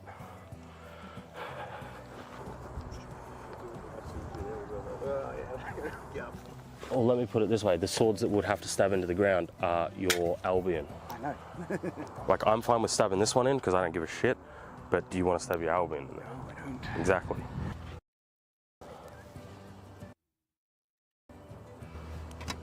You good? Okay, so why is it so fucking shaky in camera?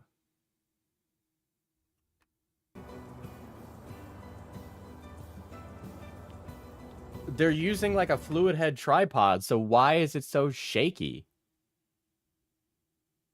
They needed to like loosen the tension on that because you can't pan the camera if it's tight. No, it like so a fluid head is like do I have one here? I'll show you with like a fucking fake one. Hold on.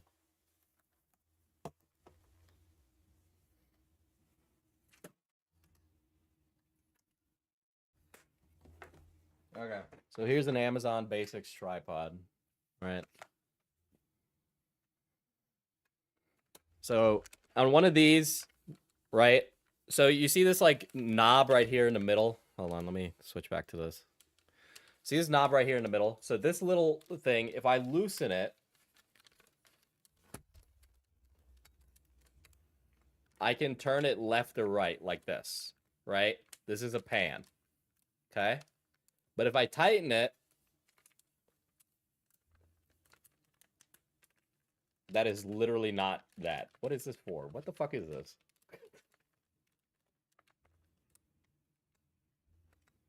Oh, that's for to extend the height, right? I'm stupid. Diesel's wrong. Diesel's wrong. Right? So when I turn something like this, it's not going to be smooth because this doesn't have fluid in it to keep the movement smooth, right? Expensive tripods will have oil in it, So that way when it turns like this, it's nice and smooth, right? So something you'd want to do is like you'd untighten this, right? So it goes and it turns really smooth. But if it's tight on the knob, it'll go like, and you'll see every single jerky movement. So that's the only reason I could see for when he's doing the pan here, right? Him having it tight is exactly why that would happen, right? Because that's not a wind related thing. But he should have a beach, right? There's a little clip right there at the bottom of that tripod. I've used that tripod before. You could place a little clip, pull it out there, and you take a thing called a beach. You know those sandbags they have on movie sets? We call them beach, right?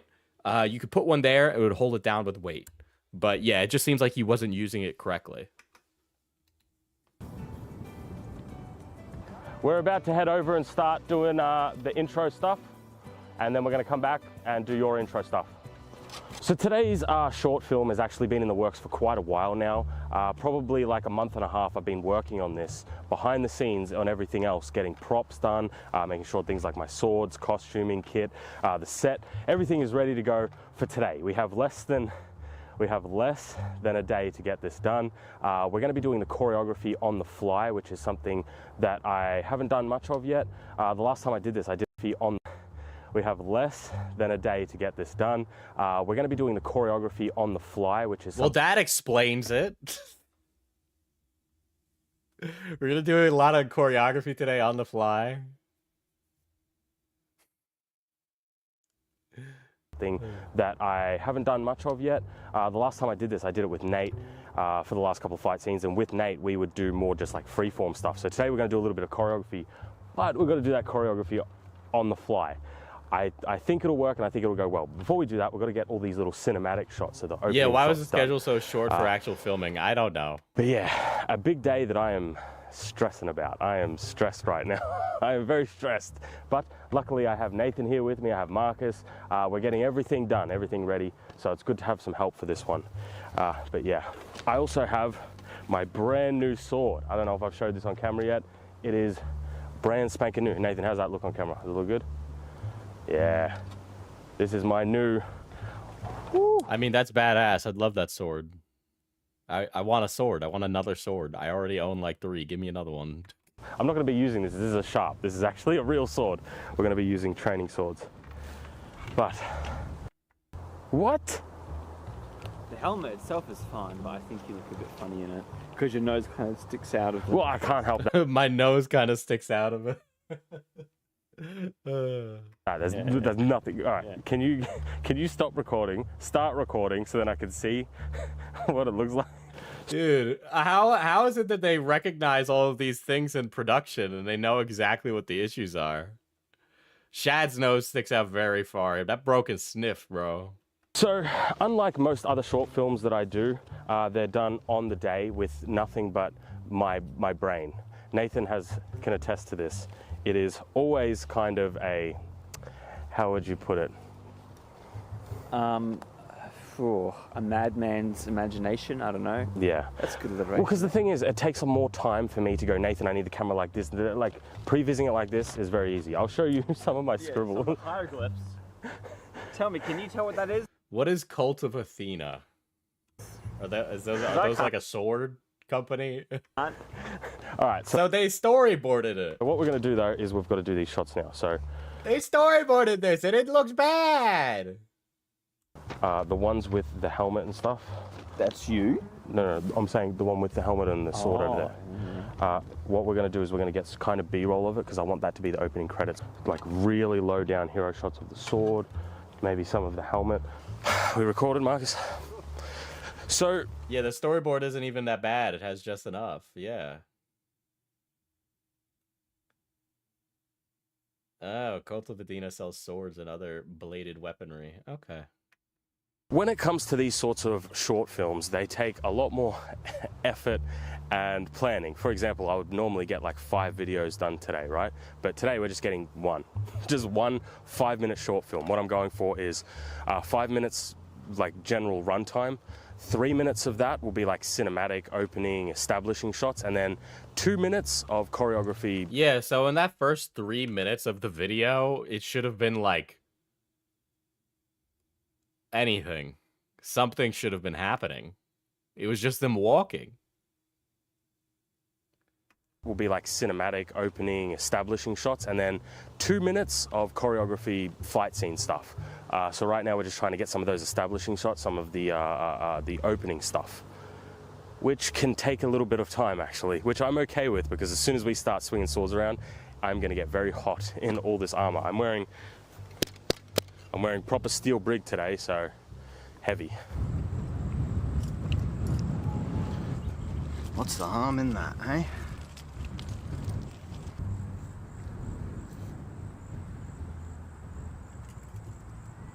That's grass, I think, the squiggles. I thought it was a river. I thought it was grass. A river with a giant helmet on the side. This guy must have the shakiest hands on his fucking planet Earth, dude. Holy shit. Why were these shots so shaky? He's completely still. Basketball with a Yeah, cross on it. basketball. Okay, his shots aren't. He's not. Let it rest. Stand still for 5 more seconds than you think you need.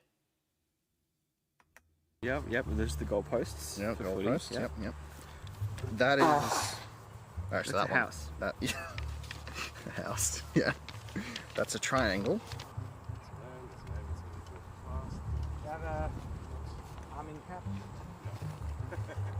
So once we finish Shad's intro and we've got his establishing shots, we're going to get 2 more establishing shots for each of us, and then we'll get some Foley before I forget. You'll get some 'Cause we're gonna need Foley. that. Foley. Let this guy get on set. Let him get on set. Let him get on set. Okay, let this guy get on set. Jesus Christ. All right, so we'll do the exact same thing we did last time. We'll get a mix of just regular and then do a slow-mo kind of wrap up. So not aiming for the set, kind of aiming for the water a bit. Man, even the worst shit imaginable still has artistry behind it. It sounds like more like this guy's short film than Shad.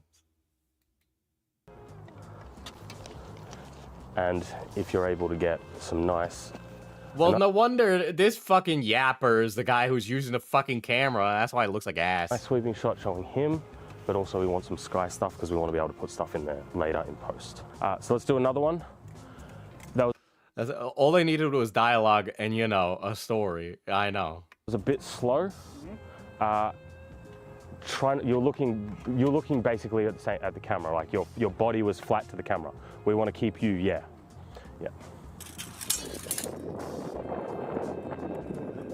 No wonder they didn't have any like boom or like a dead cat or anything. They needed something to catch audio on set that wasn't gonna get all fucking windy and shit. You're lucky I pulled the power out of that.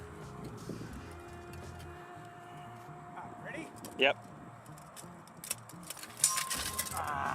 Damn it, I got caught. I was dodging and everything. So something that I did want to do while we were still out there on location was to talk to everybody, see how they felt about it, see how they, what were their thought processes as they were going through a lot of the stuff. However, we kind of just ran out of time. By the end of the day, we were all really here's an example of like what you need to. So when he's walking, what were their thought processes as they were going through? He needs to like bend down a little bit more. He's kind of catching way too much of his body's movements. What were their thought processes by not bending down and actually like you got a ninja walk, okay? Also, the camera's IBIS should be on, like period. They were going through a lot of the stuff. However, this is where it was shakiest too. Yeah, by exactly. the end of the day, we were all really kind of exhausted. We were very hot, got a little bit sunburnt, so we just kind of wanted to leave. So I thought I would do kind of like this little bit. I didn't realize how much I had to say on this topic, and this episode is probably going to turn a little bit more into from behind the scenes to more of a how-to and guide. I've seen enough short films and fight scenes on YouTube made by a lot of fans, a lot of passionate people, that I do think that I have some interesting and hopefully some helpful advice, because a lot of them, it's not their day job. It is my day job to make content. So I do think... They crop it in half to stabilize. Not all the time. Depends on the camera. ZV-1, this actually has some pretty good IBIS. So does the camera that's filming me right now. Dude, you have a lot of tools at your disposal these days. that I have at least something helpful to offer. So starting off with some of the things that I wanted to talk about, just should he have been more authoritative with the cameraman, or is it purely the cameraman being mid? No, so he should have looked at the selects, so he should have looked at the shots after they shot them and been like, I didn't like that, I did like that. He was directing, he needed to be more discerning. So yeah, I guess he did need to be more authoritative.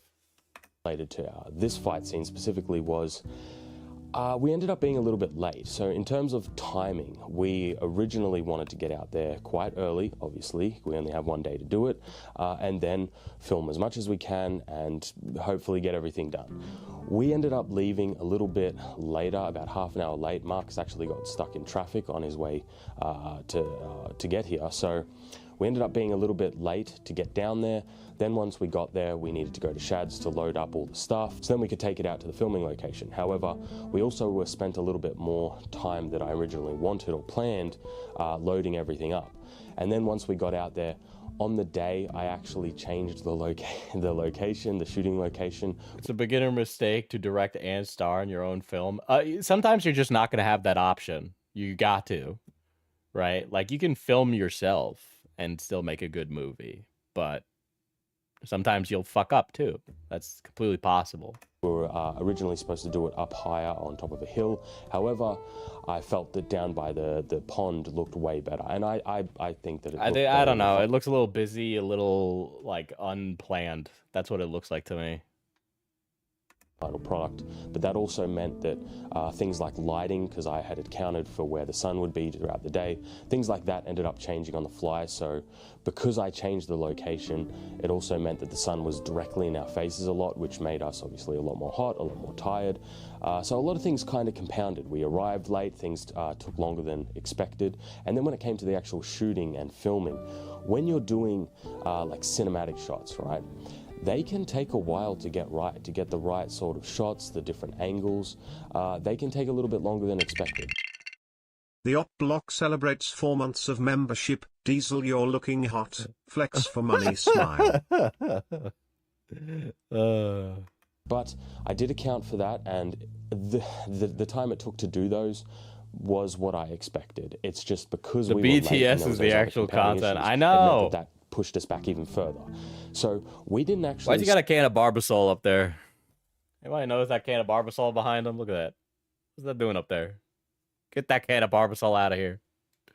Start swinging blades and, like, you know, actually trying to choreograph and fight stuff till about 2:34 in the afternoon, which was a lot later than I originally planned. I checked the time codes on, you know, the video files, and 2:34 was when we started actually fighting, and we ended up well, then honestly, it kind of sounds like you guys needed more time. It sounds like you guys were just rushing. As in the last... Oh, it's a Jurassic Park reference? Okay. You know, exchange of blades, not the outros. The outros took a little bit longer, but the actual choreography type stuff, we finished that up at about 4:43. So that's about 2 hours and 10 minutes of actual choreograph type fighting. Now, that is not long at all. So I'll get into some of the things that I was unhappy with, or, you know, I appreciated a little bit later, but I've got like a big long list of things that I wanted to get through. So I just wanted to put that out there. We only actually fought, is in clashing the blades, for like 2 hours. It really wasn't long. And on top... This guy isn't using his passions to his fullest extent, because he could get better. He's passionate about it. He could get better at making movies. 100%. This guy could 100% get better at making movies. Shad is holding this guy back. 100%. This guy needs to move on. On top of that, we were choreographing the fight on the go. And something that is worth bringing up is when you... This poor fucking guy, dude. I feel bad, because it's like... Yeah. These movies or these Hollywood fights, some of those fight scenes can take months. Literally months. Yeah, sometimes they can take months or like a week. It really depends. You know, you want to spend a lot of time planning, so that way when you get to set and you do press record on the camera, you don't have a hiccup. The most important aspect is for you to prepare in advance, you know, so you know exactly what you're going in and filming. To choreograph, to film, to get everything done. So compare that to what took us a couple of hours, literally just 2 hours for the fight scene itself, and then everything else was just getting ready and getting out there and you know, setting up, things like that. So what would I change if I could, right? Because I've done a couple of them now, and it's funny, the one thing that I would change with all of them is consistent. It's the same thing, and that is time. You think you have enough time, right? You think, if I get out there maybe like 9 o'clock and then I stay till maybe like 5 or whatever, you have like 8 hours or whatever to do it. In reality, you know, things happen, people are late, you're late, something may take longer than you think, getting the... Yeah, I mean, that's just the reality of it, and that's why you need to prep a lot in advance. And then also probably give yourself more than one afternoon for shooting. Right shot might take longer. Weather is always a factor. Yeah, you need to be there at like 3 a.m. Dude, fucking filmmaking career, you gotta be there at like ass o'clock, dude. So it always comes back down to time for me personally. So I think the biggest issue with this, obviously, is filming as a fan, you know, someone who doesn't have much money, right? You're most likely going to be doing... This guy didn't call this his magnum opus. He knows he can do better. Shad thinks this was amazing. Shad is delusional. This guy, he's got like an artist gene in his brain, okay? You can tell. It in nature, right? You're going to be out maybe in a forest, maybe at some park or something like that. And weather is kind of the biggest issue, because you want shots to be consistent between them. You know, you need to kind of get it all done on the same day or days that have the same sort of weather.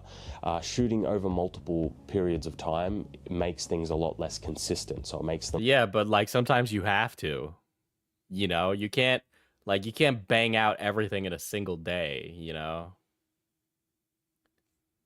For this guy, this project was a learning moment in film creation. To Shad, it's his magnum opus. Really points out their personalities. Lower quality. So time is usually the biggest thing that when I look back on these, I go, yeah, just more time would have made it so much better, so much better. There's also another point to add. When you're doing a fight scene, there is the physicality aspect of it. You know, you get hot, you get tired. I was wearing basically full steel armor all day in the heat, in the sun. And that can be pretty exhausting. So even if I want to keep going, there'll become a point where I've just been doing it too much, that, you know, you need to rest, you need to take time. And, you know, someone like Shad has his chronic fatigue, so Shad has chronic fatigue. Get the fuck out of here. Get out of here. Get out of here. That's why. Shad's the reason this took 1 day, guys. Okay, this is all Shad's fault.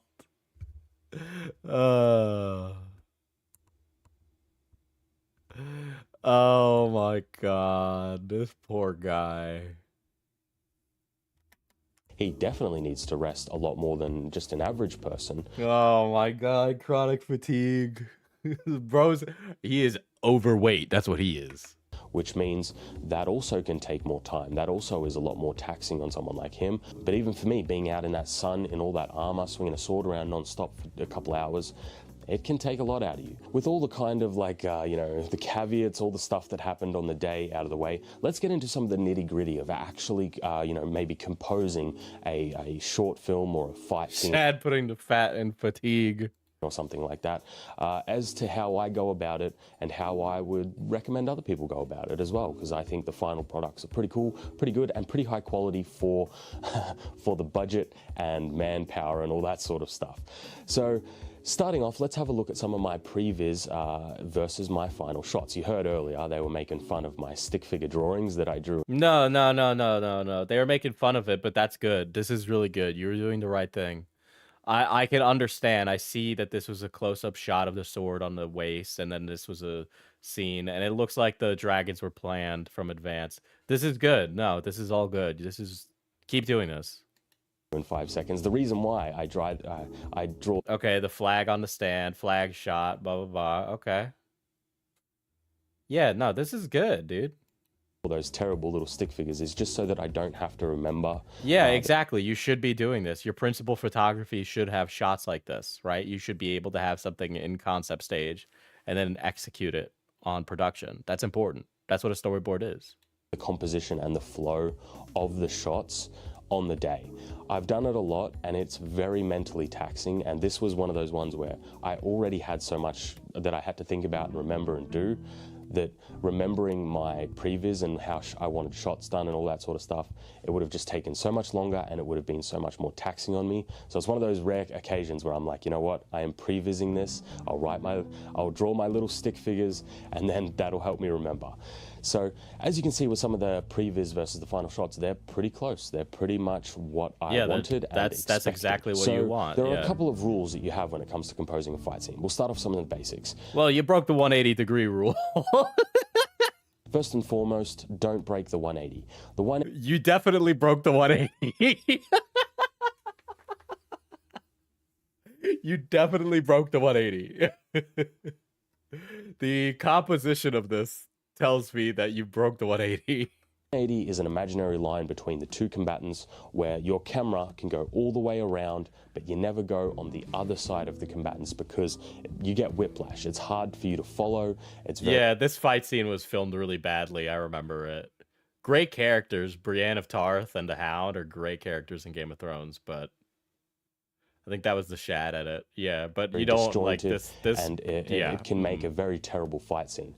So you have a 180 line that you stay on. You can go all the way around up to that 180, but you never go over the 180, or else, like, there are some certain situations where I would say that you can kind of almost go over it, but they're very contextual. In a general sense, don't break the 180 line is a good first rule for a fight scene. If you can handle that one, your fight scene will probably be all right off the bat.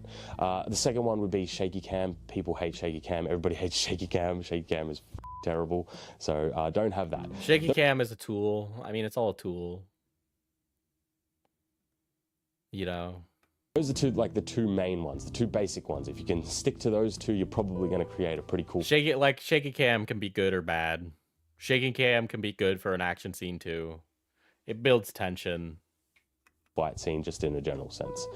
Choreography is also very important when it comes to fight scene. Obviously, that's why a lot of people, I think, do fight scenes just in general because they feel like they can do better than Hollywood, which in a lot of cases is 100% true. There are some fight scenes out there. You know, the Directorial fight scenes I would consider to be like the gold standard of fight scenes. They have got everything down from, you know, all the cinematography to the color grading, the editing, the pacing, and obviously the choreography itself is all just so fantastic. They are like top tier gold standard stuff. But those are just some of the things, right? So some advice that I would have for a lot of people... Yeah, but they also had a very interesting set. They're making fight scenes on YouTube specifically. A lot more fans, you know, people who just, you know, maybe like making fight scenes and cinematic stuff. A lot of the issues that I see between most of them are very similar issues. And that is... This guy could improve. He needs to drop Shad. This guy needs to drop Shad. Like, Shad might even be his friend, but he needs to move on. Because this guy, like, Shad is like a fucking black hole for creativity, okay? The guy is a fucking waste. All right? His channel is dying. Shad is fucking... It's gone, all right? But this guy, I'd like to see him improve, and it's such a shame that Shad is, like, definitely like an iron chain around his fucking foot, dude. Like, 110%. Energy vampire, but for art, yeah. And then here's the video about Shad talking about his channel dying. Yet again, another Shad, my channel is dying video. Again. Why is there just a new medieval fantasy character class? Fantasy reimagine. Why is there fetish art in your thumbnail? Why? There's a problem with the fantasy monk class. Yeah, it's constantly tied around to wushu stuff, and sometimes you don't want to do a wushu character.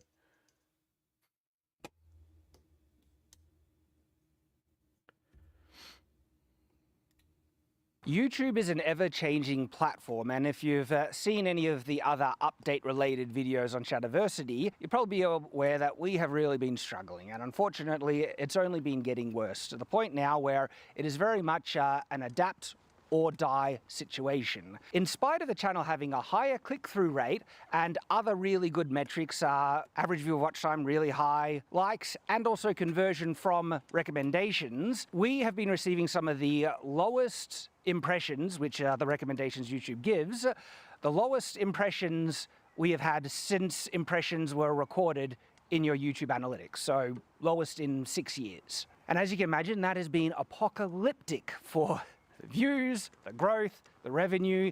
It genuinely feels like the algorithm is determined to kill this channel. Most of our videos have been underperforming because of low recommendations, not low conversion based on those recommendations. So the channel's not getting recommended, which means people just aren't interested in the content, Shad. That's it. Like, if your videos aren't reaching people in the recommended and they're not clicking on the videos in the recommended, they're just not interested in the content. Every time somebody talks about the algorithm, what they're talking about is audience, okay? If your channel's not doing well, it's you, it's not the algorithm, because you're just using the algorithm for the audience isn't clicking on my content. Maybe they're bored of it. And when we actually do get our videos recommended to a level that we've seen before, or just an adequate level, videos do really, really well. Our analytics prove that when our content is recommended to people, they watch it. And when that happens, we can have videos... No, when your content applies to the people who want to watch it, they watch it. If the audience isn't interested in the content you're putting out, of course they're not going to watch it. Do really well. Last month we had a video over 300,000 views. We've had videos do... Yeah, but this is also another one of those like clickbait, like the wokey videos. Over 500,000 views, but those are the rare exceptions. We made a huge carbon fiber sword and it's insane, right? So I could understand why something like this would end up getting a lot of views, right? Because his audience would be interested in like swords and like wackadoo shit like that. They're less interested in stuff that's like reaction to a thing. Nobody wants to watch constant reaction content from you. They like your content that's like, oh, big sword, over 300,000 weird sword, weird weapons, stuff like that. Views. We've had videos do over 500,000 views, but those are the rare exceptions. For the most part, the algorithm... Yes, I do think Shad believes the stuff he spews out. Yes.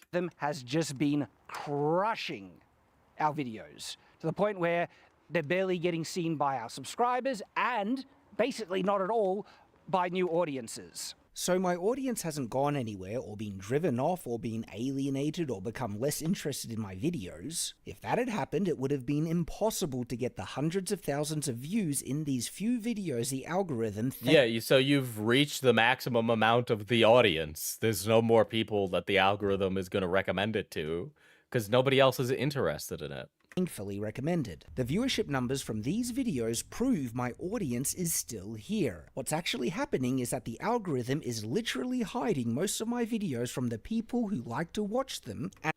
Maybe it's not that the algorithm is hiding it. Maybe they're just not fucking interested. And when views are low on my videos, it's always due to really low impressions. Yes, low impressions leads to low views. It's being recommended to less people because less people are interested in it. That the algorithm sent out heaps of impressions and very few people in my audience desired to... Like, no shit, your fucking short film did not get the same amount of views that your 20-minute long reaction got. This is a popular thing reaction, okay? Negative, right? We're encouraged to click on negative things. Click on negative thing. Negative thing leads to more impressions. To watch, which would be the case if most of my audience disappeared or are less interested in my videos. No shit, they're not interested in your fucking sword fight video, dude. What's actually happening is that the algorithm is literally hiding most of my videos from the people who like to watch them and who might like to watch but haven't seen my content before. The algorithm is rarely promoting my videos to new viewers as proven by my suppressed recommendations. My audience is still here, but it seems like YouTube does not want them to watch my content, and here is a profound example. The example is from the video last month, the Fortune Fire, safety video. 300,000 views effectively. We got those 300,000 views for the fact that the video got 4.5 million impressions. And so an impression is whenever you see the video, if you see a video recommended on the side tab or on the home thing, those are all impressions, and that is what drives viewership. The more impressions, the more views you get, dependent on the conversion rate. How many impressions does it take to get a view? Well, on the Forged in Fire video, based on 300,000 views for 4.5 million impressions, that is 1 view for every 15 impressions. I'll absolutely unsubscribe from a channel that posts every day, and I'm only interested in maybe a fourth of the time. It's like if the audience isn't interested in it, they're not going to click on it, so YouTube will recommend it less. Like, no shit. Now, contrast that with our more recent video, Fight Scene, the Shadiversity short film. One of the best, if not the best video we've ever made on Yeah, it might be like your best video, but like, we don't make art on YouTube, okay?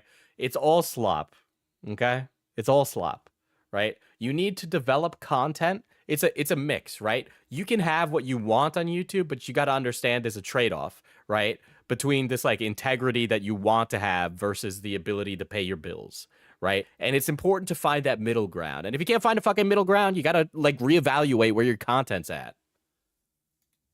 Channel, and the algorithm has just buried it. How do I know this? Direct analytical proof. At the time of recording this video, our fight scene video, in the first 7 days from its upload, received 640. It's sad he doesn't realize the reason why he's doing so poorly is because he's completely lost the plot to what his audience wants.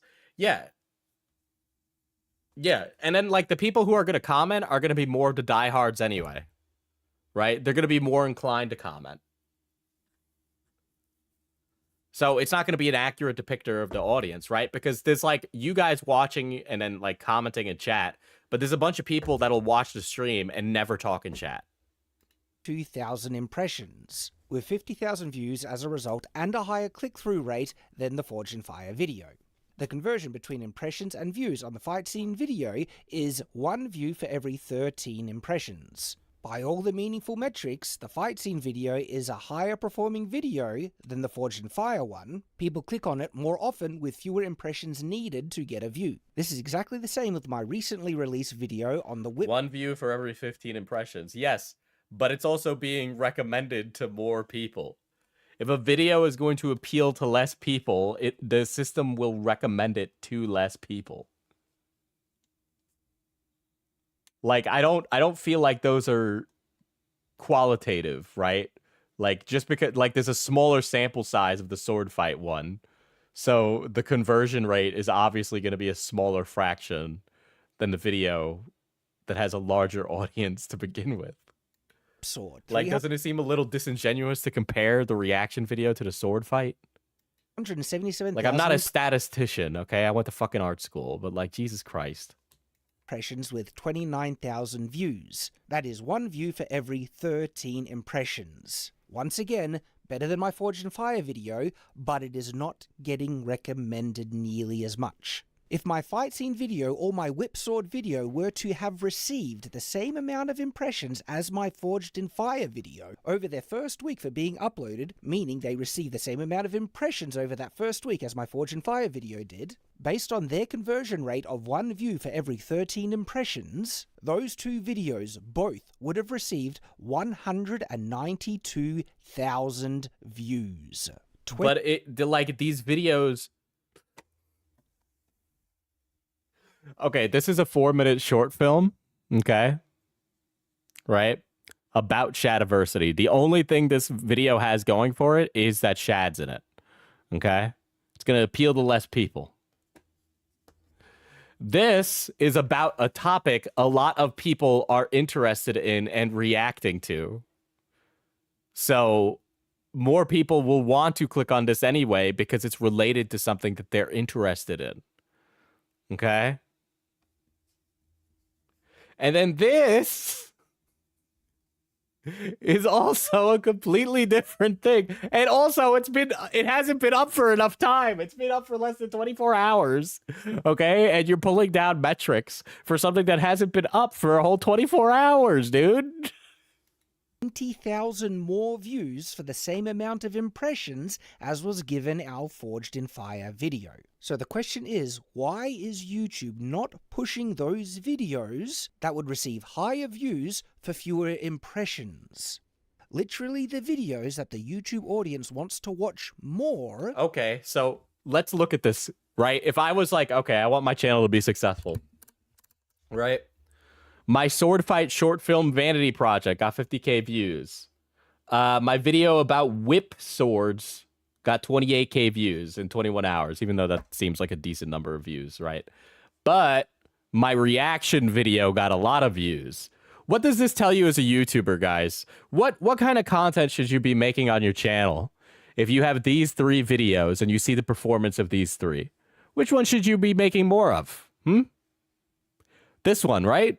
Should be the one that's getting the fucking react content, right? Cooking videos. It's almost like he's like, I want to make whatever I want, but then not realizing that part of making whatever you want means sometimes people aren't going to be interested in it. Then other videos that it gives even more impressions to, but results in lesser views. YouTube is literally prioritizing videos that the YouTube audience is less interested to click on. And it's not retention. On average, people watch 41.7% of the whole video.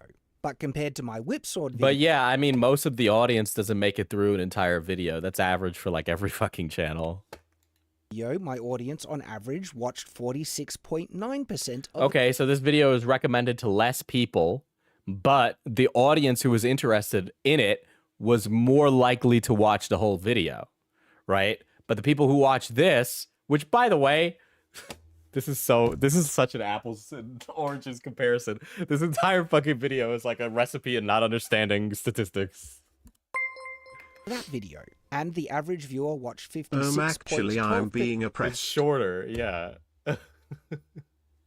percent of my fight scene video. Both of those videos have a higher engagement and retention percent based on their length.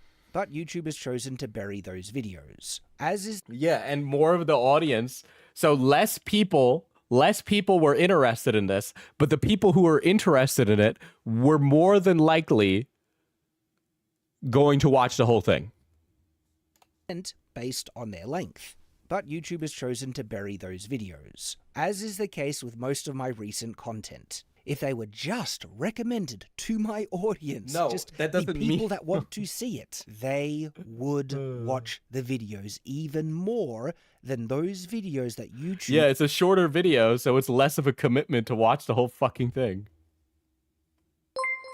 ...is trying to push in its place. Also, But bro YouTube doesn't isn't- understand likes consistent types of content on a channel. Bro is doing reactions, commentary, and sword content all one channel. Some people aren't going to be interested in like the same thing, right? Some guys will be interested in his reactions to other sword stuff, going to him as a sword expert. Other people want to see him make cool swords. Other people want to see him talk about history, right? So it's like, you know, you got to find out which audience you're going to go placate to.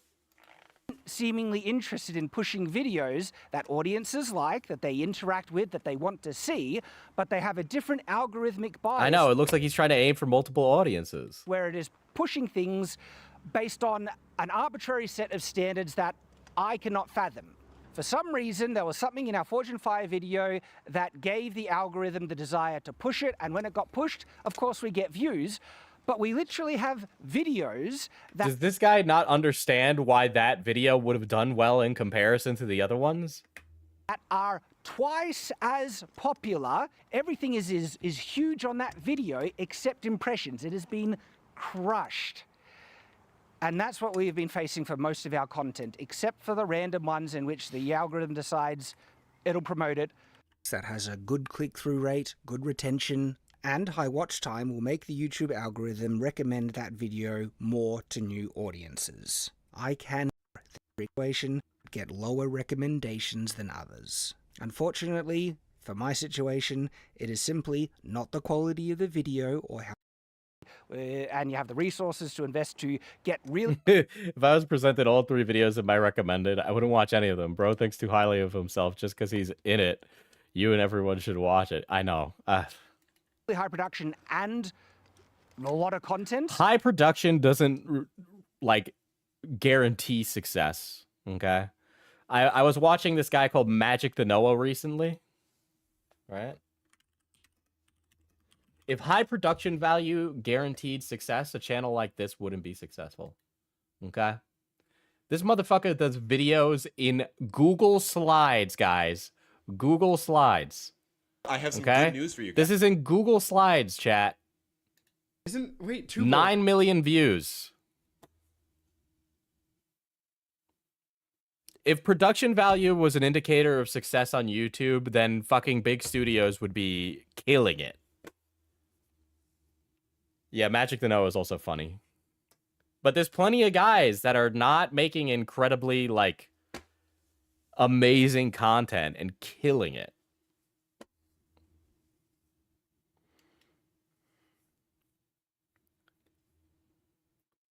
Yeah, Magic the Noah is great. Magic the Noah is great. I've recently been put onto him, and he's really funny. He's really funny. His content's very good. How dare you say Magic the Noah? I said Magic the Noah is great. I just said his production value is low. What content does he do? He does, like, unfair games. That's really it. But it's just like, it's the same shit. Shad's always complaining about how his content's not doing well, but it's the same fucking thing every week, dude. This guy complains about the same thing all the time, and he can't understand to look past his fucking nose.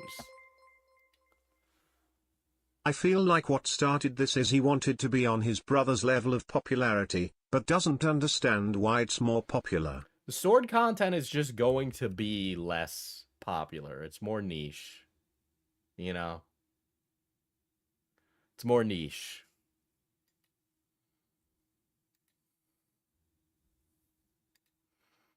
Who is his brother? Jazza. Draw with Jazza. He's an art YouTuber.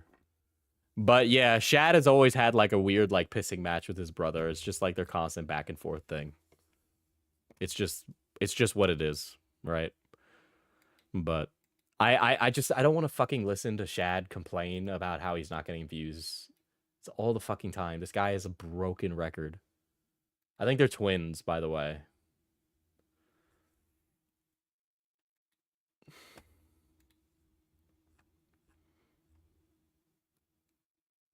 What's on the Night's Watch?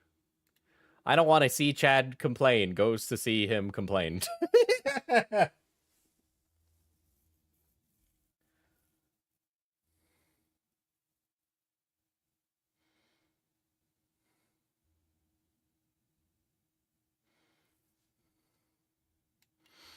You should ask ChatGPT why his views are so low.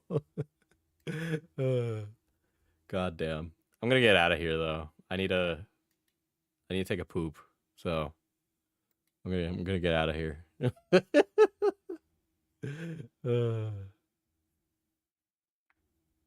GG. Okay, Jar.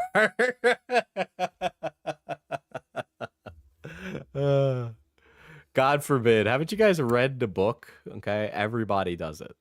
Everybody poops. All right. Later, guys. Have a good night.